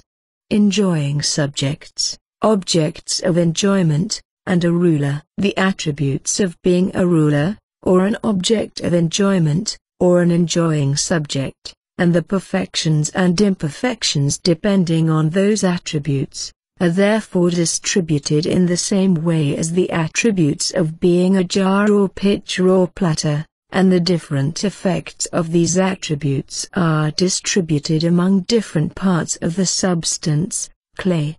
The objects of enjoyment, subjects of enjoyment, and the ruler are one, on the other hand, in so far as that which is constitutes their substance, just as jars, platters and pitchers are one in so far as their substance is constituted by clay. It is thus one substance only. That which is, that appears in different conditions, and it is in this sense that the world is non-different from Brahman, but this theory is really in conflict with all scripture, smriti, itihasa, prana and reasoning. For scripture, smriti, itihasa and purana alike teach that there is one supreme cause, Brahman, a being that is the Lord of all lords, all-knowing, all-powerful, instantaneously realizing all its purposes, free of all blemish, not limited either by place or time, enjoying supreme unsurpassable bliss. Nor can it be held that above the Lord there is pure being of which the Lord is a part only. For this which is being only was in the beginning one only, without a second. It thought, may I be many, may I grow forth. Verily, in the beginning this was Brahman, one only. Being a it was not strong enough, it created the most excellent Kshatra. Those Kshatras among the Devas, Indra, Varuna, Soma, Rudra, Parganya, Yama, Mritu, Isana. In the beginning all this was self, one only, there was nothing whatsoever else blinking. He thought, shall I send forth worlds? There was in truth Narayana only, not Brahma, not Isana, nor heaven and earth, nor the nakshatras, nor the waters, nor Agni, nor Soma, nor Surya. Being alone he felt no delight. Of him merged in meditation. These and other texts prove that the highest cause is the Lord of all lords, Narayana. For as the terms being, Brahman, self, which are met within sections treating of the same topic, are in one of those parallel sections particularized by the term Narayana, it follows that they all mean Narayana. That the Lord only is the universal cause is shown by the following text also, He the highest great Lord of lords, the highest deity of deities. He is the cause, the Lord of the lords of the organs, and there is of him neither parent nor lord. Similarly the Manusmriti, then the divine self-existent, desirous to produce from his own body beings of many kind, first with a thought created the waters and placed his seed in them. Itihasas and Puranas also declare the Supreme Person only to be the universal cause, Narayana, of whom the world is the body, of infinite nature, eternal. When desirous to create sent forth from a thousandth part of himself the souls in two divisions. From Vishnu the world originated and in him it abides. Nor is it possible to hold that the Lord is pure being only, for such being is admitted to be an element of the Lord, and moreover all being has difference. Nor can it be maintained that the Lord's connection with all his auspicious qualities, knowledge, bliss, and so on, is occasional merely, it rather is essential and hence eternal. Nor may you avail yourself of certain texts. His high power is revealed as manifold, as essential, and his knowledge, strength and action, he who is all-knowing, all-cognizing, and others, to the end of proving that what is essential is only the Lord's connection with the potentialities of knowledge, bliss, and so on. For in the Svetasvatara text the word essential independently qualifies knowledge, strength, and action no less than Sakti, and your explanation would necessitate so-called implication. Nor again can it be said that in words such as Savgna, the formative suffix expresses potentiality only, as it admittedly does in other words such as Pakaka. For grammar does not teach that all these affixes in general express potentiality or capability only. It rather teaches that a few crit affixes only have this limited meaning, and in the case of Pakaka and similar words we must assume capability to be denoted, because there is no other explanation open to us. If, moreover, the Lord were held to be only a part of the Sat, it would follow that the Sat, as the whole, would be superior to the Lord just as the ocean is superior to a wave, and this would be in conflict with ever so many scriptural texts which make statements about the Lord, him the highest great Lord of lords, there is none seen like to him or superior. If, moreover, mere being is held to be the self of all and the general whole, and the Lord only a particular part of it, this would imply the stultification of all those texts which declare the Lord to be the general self and the whole of which all beings are parts, for jars and platters certainly cannot be held to be parts of, and to have their being in, pitchers. Against this you perhaps will plead that as being in general is fully present in all its parts, and hence also in that part which is the Lord, all other things may be viewed as having their self in and being parts of him. But from your principles we might with equal right draw the inference that as being in general is fully present in the jar, the Lord is a part of the jar and has his self in that. From enunciations such as the jar is, the cloth is, it appears that being is an attribute of things, and cannot therefore be a substance and a cause. By the being of a thing we understand the attribute of its being suitable for some definite practical effect, while its non-being means its suitability for an effect of an opposite nature. Should it on the other hand be held that substances only have being, the consequence would be that actions, and so on, are non-existent, and if it were said that the being of actions, and so on, depends on their connection with substances, it would be difficult to show that being is everywhere of one and the same nature. Moreover, if everything were non-different in so far as being, there would be a universal consciousness of the nature of everything,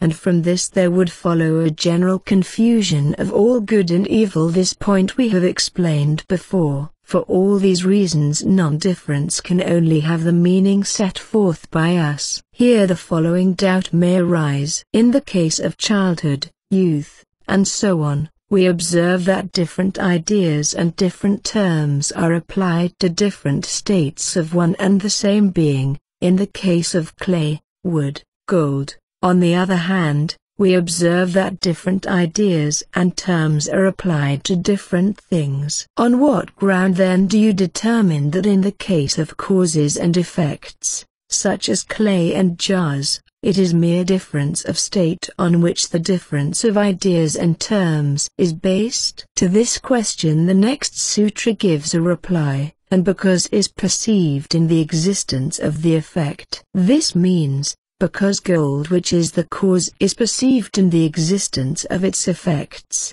such as earrings and the like, on account of the recognition of gold which expresses itself in the judgment this earring is gold. We do not on the other hand perceive the presence of clay, and so on, in gold, and so on.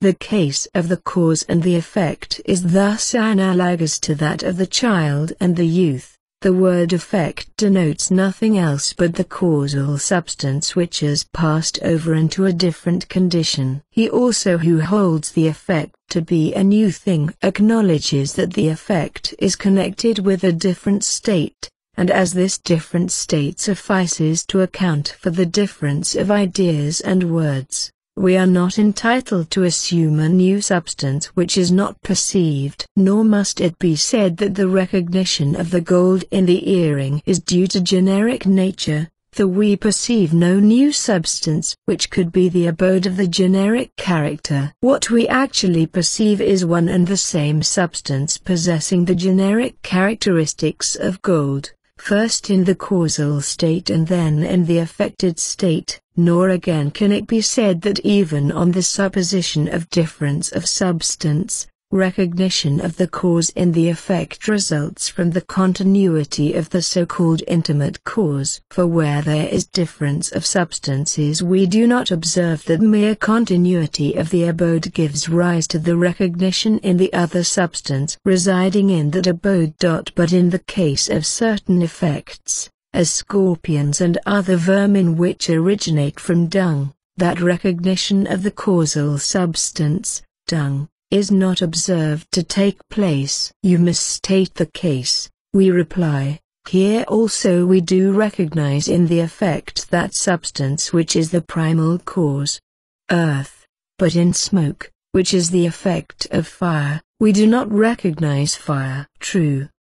But this does not disprove our case. Fire is only the operative cause of smoke, for smoke originates from damp fuel joined with fire. That smoke is the effect of damp fuel is proved thereby, as well as that both have smell. As thus the identity of the substance is perceived in the effect also, we are entitled to conclude that the difference of ideas and terms rests on difference or state only. The effect, therefore, is non-different from the cause. This is so for the following reason also, and on account of the existence of that which is posterior. On account of the existence of the posterior, the effect existing in the cause, for this reason also the effect is non-different from the cause. For in ordinary language as well as in the Veda the effect is spoken of in terms of the cause, as when we say, all these things, jars, platters, were clay only this morning, or when the Veda says, being only was this in the beginning. If it be said not, on account of the designation of the non-existent, we reply, not so, on account another attribute, from the complementary passage, from reasoning, and from another Vedic text. The assertion that ordinary speech as well as the Veda acknowledges the existence of the effect in the cause cannot be upheld on account of the designation of the non-existent. For the Veda says, non-being only was this in the beginning, non-being indeed was this in the beginning. In the beginning truly this was not anything whatever. And in ordinary language we say in the morning all this, jars, platters, and so on, was not. This objection the sutra proceeds to refute. Not so, on account of such designation being due to another attribute. The designation of the affected substance as the non-existent is due to the effect having at an earlier time a different quality, a different constitution, not to its being, as you think, absolutely non-existing. The quality different from the quality of existence is non-existence, that is to say, of the world designated as this, the quality of existence is constituted by name and form, while the quality of non-existence consists in the subtle state opposed to name and form. But how is this known? From the complementary passage, from reasoning, and from another text. The complementary passage is the one following on the last text quoted above. That non-existent formed the resolve may I be. The resolve referred to in this complementary text serving as an inferential sign to determine that the non-existence spoken of is other than absolute non-existence. We, on the basis of the observation that all the three texts quoted treat of the same matter, conclude that in the other two texts also the non-existent has to be understood in the same sense. From reasoning. Reasoning shows being and non-being to be attributes of things. The possession, on the part of clay, of a certain shape, a broad base, a belly-shaped body, and so on, is the cause of our thinking and saying the jar exists, while the connection, on the part of the clay, with a condition opposed to that of a jar is the cause of our thinking and saying the jar does not exist. A condition of the latter kind is e.g. the clays existing in the form of two separate halves of a jar, and it is just this and similar conditions of the clay which account for our saying that the jar does not exist. We do not perceive any non-existence of the jar different from the kind of non-existence described, and as the latter sufficiently accounts for all current ideas and expressions as to non-existence, there is no occasion to assume an additional kind of non-existence. And also from another text. The text meant is that often quoted, being only was this in the beginning. For there the view of the absolute non-being of the effect is objected to. But how could it be thus? And then the decision is given that from the beginning the world was being. This matter is clearly set forth in the text. This was then undistinguished, it became distinguished by name and form. The next two sutras confirm the doctrine of the non-difference of the effect from the cause by two illustrative instances. And like a piece of cloth, as threads when joined in a peculiar cross-arrangement are called a piece of cloth, thus acquiring a new name, a new form, and new functions, so it is with Brahman also. And as the different vital airs, as the one air, according as it undergoes in the body different modifications, acquires a new name, new characteristics, and new functions, being then called prana, apana, and so on. Thus the one Brahman becomes the world, with its manifold moving and non-moving beings. The non-difference of the world from Brahman, the highest cause, is thus fully established. Here terminates the Arambana Adhikarana. From the designation of the other the result not creating what is beneficial, and other imperfections. Thou art that, this self is Brahman.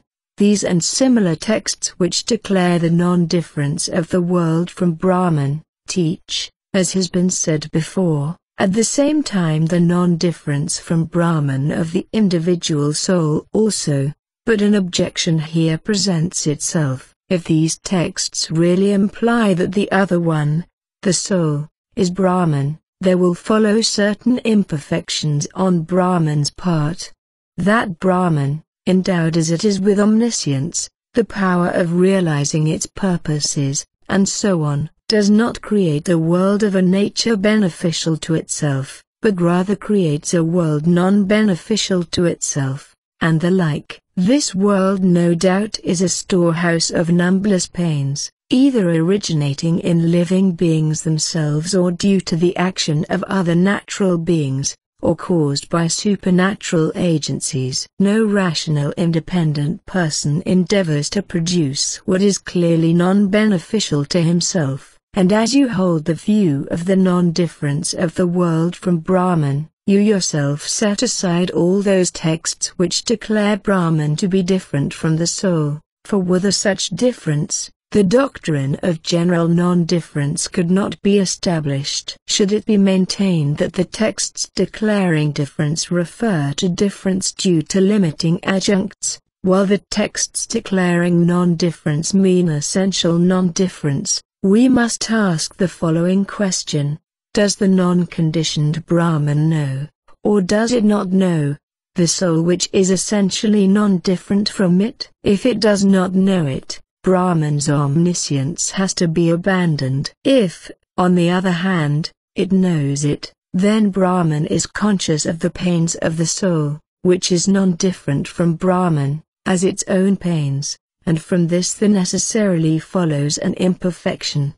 That Brahman does not create what is beneficial and does create what is non-beneficial to itself. If, again, it be said that the difference of the soul and Brahman is due to nescience on the part of both, and that the texts declaring difference refer to difference of this kind, the assumption of nescience belonging to the soul leads us to the very alternatives just stated and to their respective results. Should the ajnana, on the other hand, belong to Brahman, we point out that Brahman, whose essential nature is self-illuminedness, cannot possibly be conscious of ajnana and the creation of the world affected by it, and if it be said that the light of Brahman is obscured by ajnana, we point to all the difficulties, previously set forth, which follow from this hypothesis. To obscure light means to make it cease, and to make cease the light of Brahman,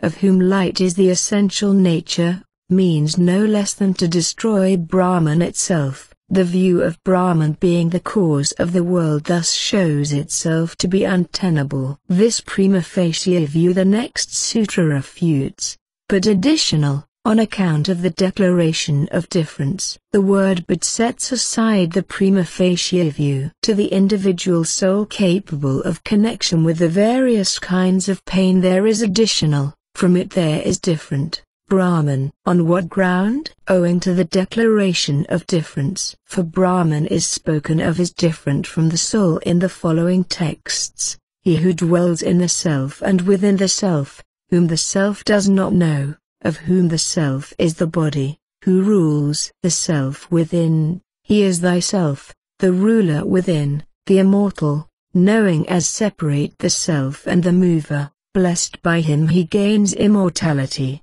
He is the cause, the lord of the lords of the organs, one of them eats the sweet fruit, without eating the other looks on. There are two, the one knowing, the other not knowing, both unborn, the one a ruler, the other not a ruler, embraced by the prajna self, mounted by the prajna self, from that the ruler of Maya sends forth all this, in that the other is bound up through Maya, the master of the pradhana and the souls, the lord of the gunas, the eternal among eternals, the intelligent among the intelligent, who, 1, fulfills the desires of many, who moves within the unevolved, of whom the unevolved is the body, whom the unevolved does not know, who moves within the imperishable, of whom the imperishable is the body, whom the imperishable does not know, who moves within death, of whom death is the body,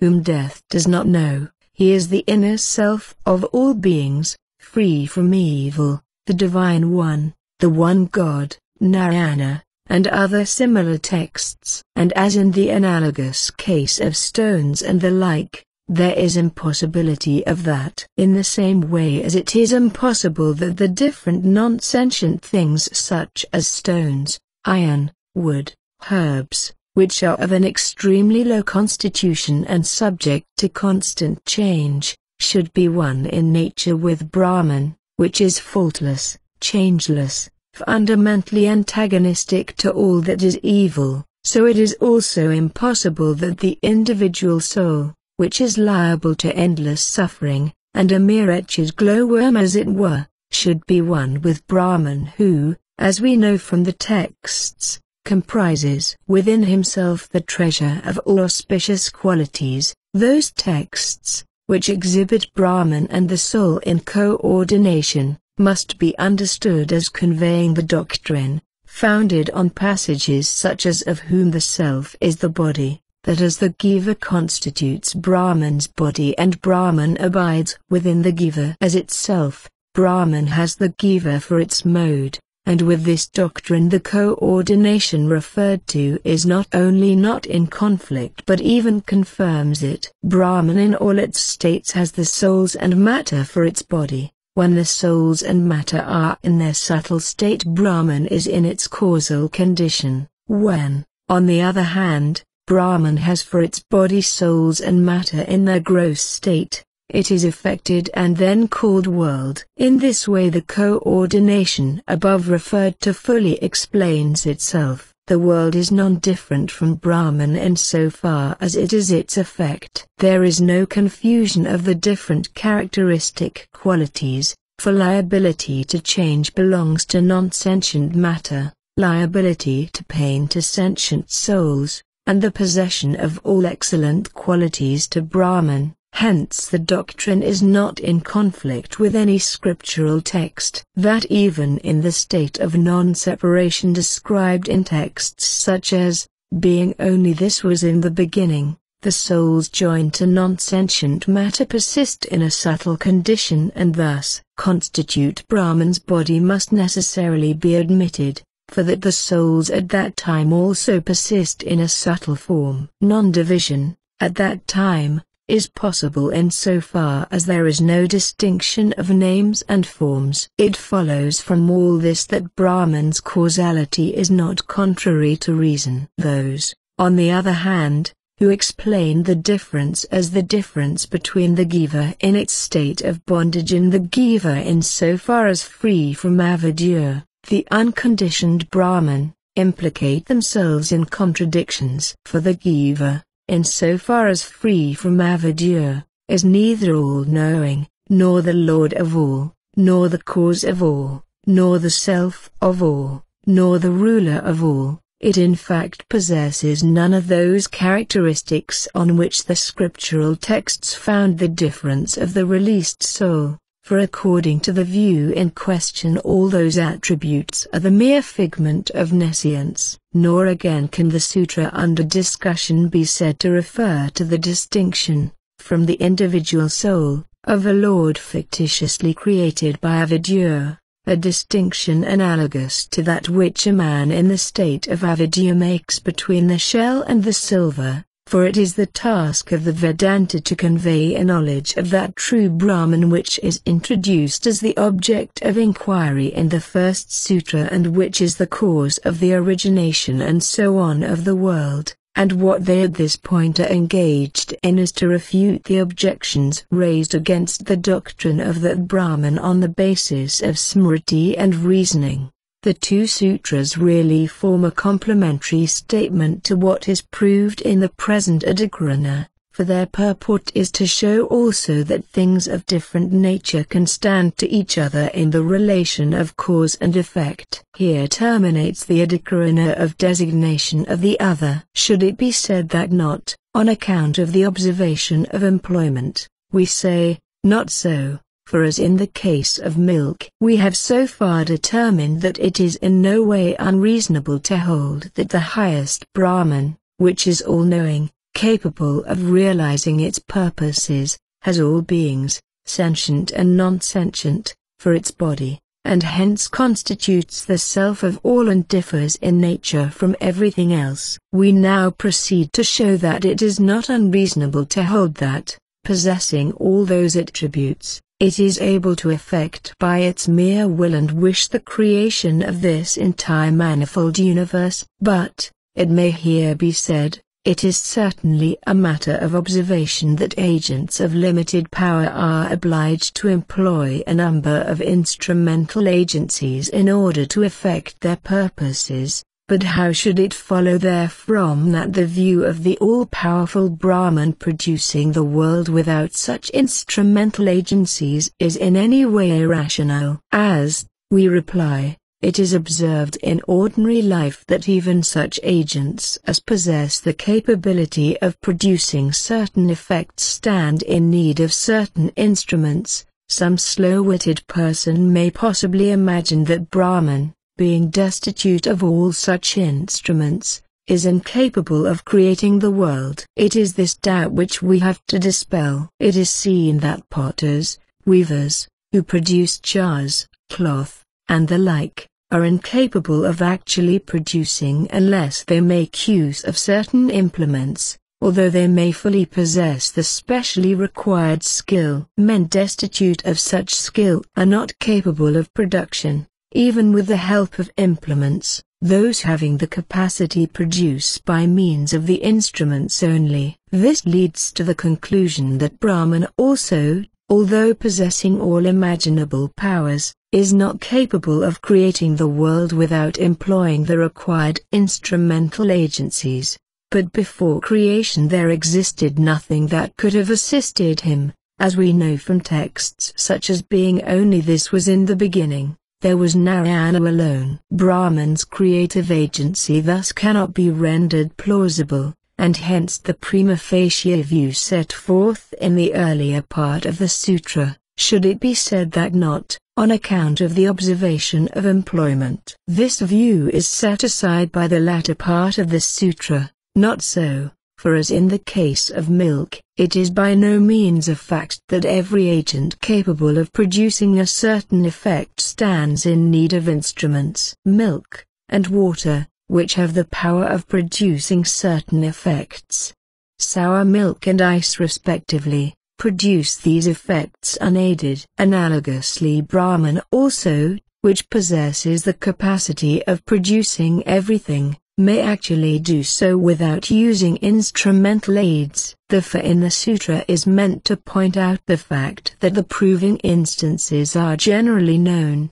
and thus to indicate the silliness of the objection. Whey and similar ingredients are indeed sometimes mixed with milk, but not to the end of making the milk turn sour, but merely in order to accelerate the process and give to the sour milk a certain flavor. And as in the case of the gods and so on, in world, as the gods and similar exalted beings create, each in his own world, whatever they require by their mere volition, so the Supreme Person creates by his mere volition the entire world. That the gods about whose powers we know from the Veda only are here quoted as supplying a proving instance, is done in order to facilitate the comprehension of the creative power of Brahman, which is also known through the Veda. Here terminates the adhikarana of the observation of employment, or the consequence of the entire, and stultification of being devoid of parts.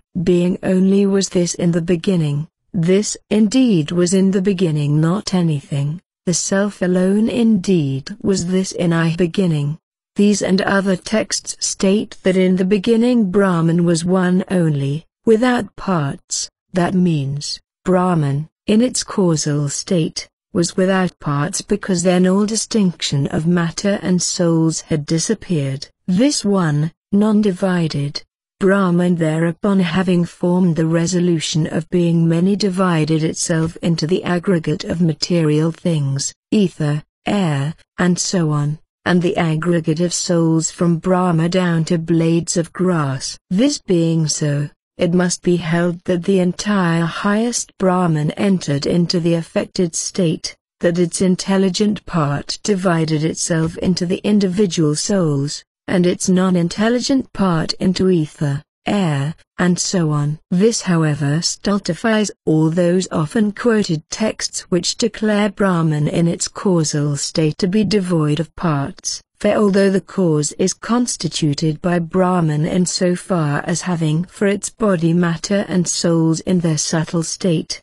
and the effect by Brahman invested with matter and souls in their gross state, the difficulty stated above cannot be avoided, since also that element in Brahman which is embodied is held to enter into the effect. If, on the other hand, Brahman is without parts, it cannot become many, and it is not possible that there should persist a part not entering into the affected state. On the ground of these unacceptable results we conclude that Brahman cannot be the cause. This objection the next sutra disposes of, but on account of scripture, being founded upon the word the but sets aside the difficulty raised. There is no inappropriateness, on account of scripture. Scripture declares on the one hand that Brahman is not made up of parts, and on the other that from it a multiform creation proceeds. And in matters vouched for by scripture we must conform our ideas to what scripture actually says.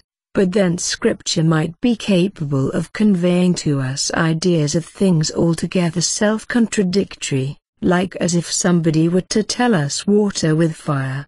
The sutra therefore adds on account of its being founded on the word as the possession, on Brahman's part, of various powers rests exclusively on the authority of the word of the Veda and thus differs altogether from other matters.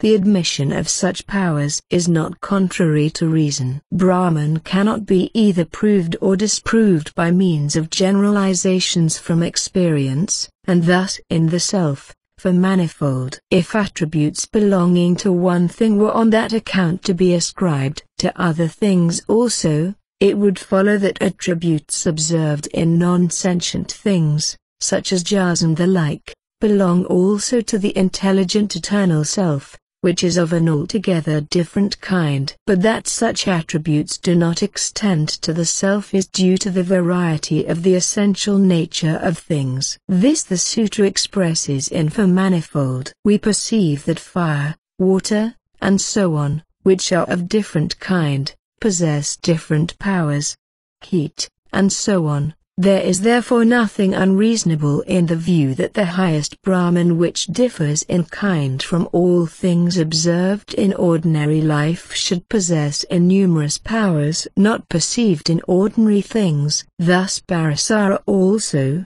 in reply to a question founded on ordinary observation, how can creative energy be attributed to Brahman, devoid of qualities, pure, declares numberless powers, lying beyond the sphere of all ordinary thought, belong to Brahman, and qualify it for creation, and so on, just as heat belongs to fire. Similarly, scripture says, "What was that wood, what was that tree from which they built heaven and earth? And Brahman was that wood, Brahman was that tree, and so on. Objections founded on ordinary generalizations have no force against Brahman, which differs in nature from all other things. And on account of the defects of his view also, on his view, on the view of him who holds the theory of the pradhana or something similar, the imperfections observed in ordinary things would attach themselves to the pradhana also, since it does not differ in nature from those things. The legitimate conclusion therefore is that Brahman only, which differs in nature from all other things, can be held to be the general cause. The pradhana, moreover, is without parts. How then is it possible that it should give rise to a manifold world, comprising the great principle, and so on? But there are parts of the pradhana: goodness, passion, and darkness. This, we reply, necessitates the following distinction. Does the aggregate of goodness, passion, and darkness constitute the pradhana? Or is the pradhana the effect of those three? The latter alternative is in conflict with your own doctrine, according to which the pradhana is cause only. It moreover contradicts the number of tattvas admitted by you. And as those three gunas also have no parts, one does not see how they can produce an effect. On the former alternative, the gunas not being composed of parts must be held to aggregate or join themselves without any reference to difference of space, and from such conjunction the production of gross effects cannot result. The same objection applies to the doctrine of atoms being the general cause. For atoms, being without parts and spatial distinction of parts, can join only without any reference to such spatial distinction, and hence do not possess the power of originating effects. And endowed with all powers, because that is seen. The highest divinity, which is different in nature from all other things, is endowed with all powers, for scriptural texts show it to be such. His high power is revealed as manifold, as essential, and so his knowledge, force, and action. In the same way, another text first declares the highest divinity to differ in nature from everything else, free from sin, from old age, from death and grief, from hunger and thirst, and then goes on to represent it as endowed with all powers, realizing all its wishes, realizing all its intentions. Compare also he, consisting of mind, having prana for his body, whose form is light, who realizes his wishes, not, on account of the absence of organs. This has been explained. Although the one Brahman is different from all other beings and endowed with all powers,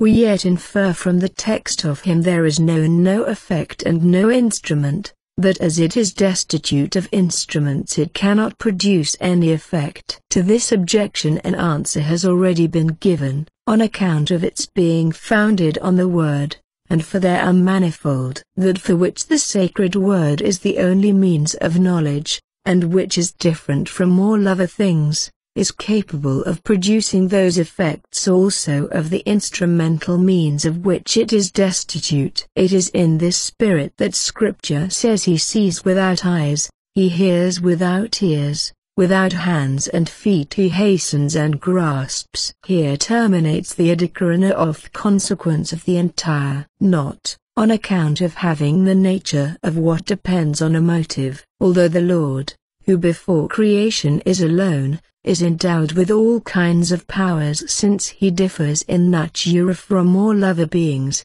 and hence is by himself capable of creating the world. We all the same cannot ascribe to him actual causality with regard to the world, for this manifold world displays the nature of a thing depending on a motive, and the Lord has no motive to urge him to creation. In the case of all those who enter on some activity after having formed an idea of the effect to be accomplished, there exists a motive in the form of something beneficial either to themselves or to others. Now Brahman, to whose essential nature it belongs that all his wishes are eternally fulfilled, does not attain through the creation of the world any object not attained before, nor again is the second alternative possible. For a being, all whose wishes are fulfilled, could concern itself about others only with a view to benefiting them. No merciful divinity would create a world so full,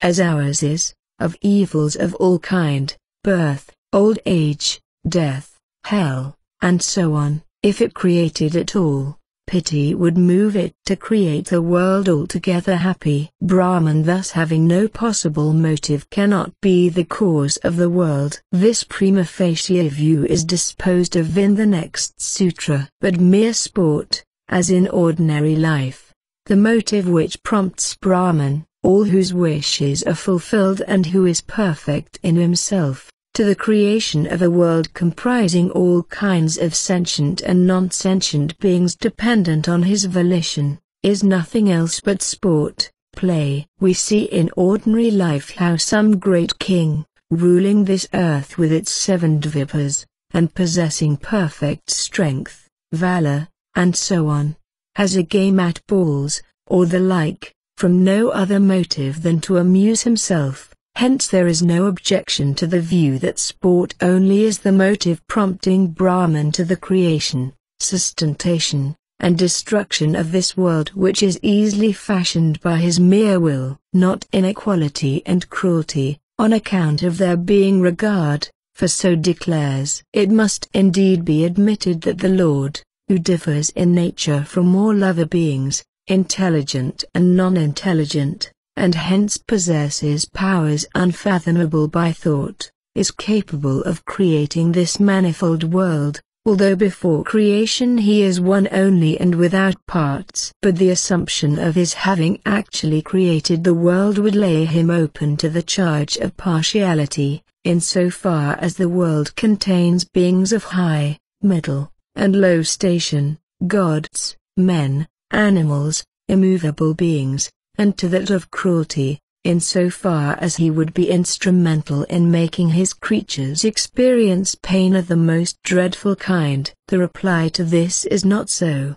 on account of their being regard, on account of the inequality of creation depending on the deeds of the intelligent beings, gods, and so on, about to be created. Shruti and Smriti alike declare that the connection of the individual souls with bodies of different kinds, divine, human, animal, and so on, depends on the karma of those souls. Compare: he who performs good works becomes good, he who performs bad works becomes bad.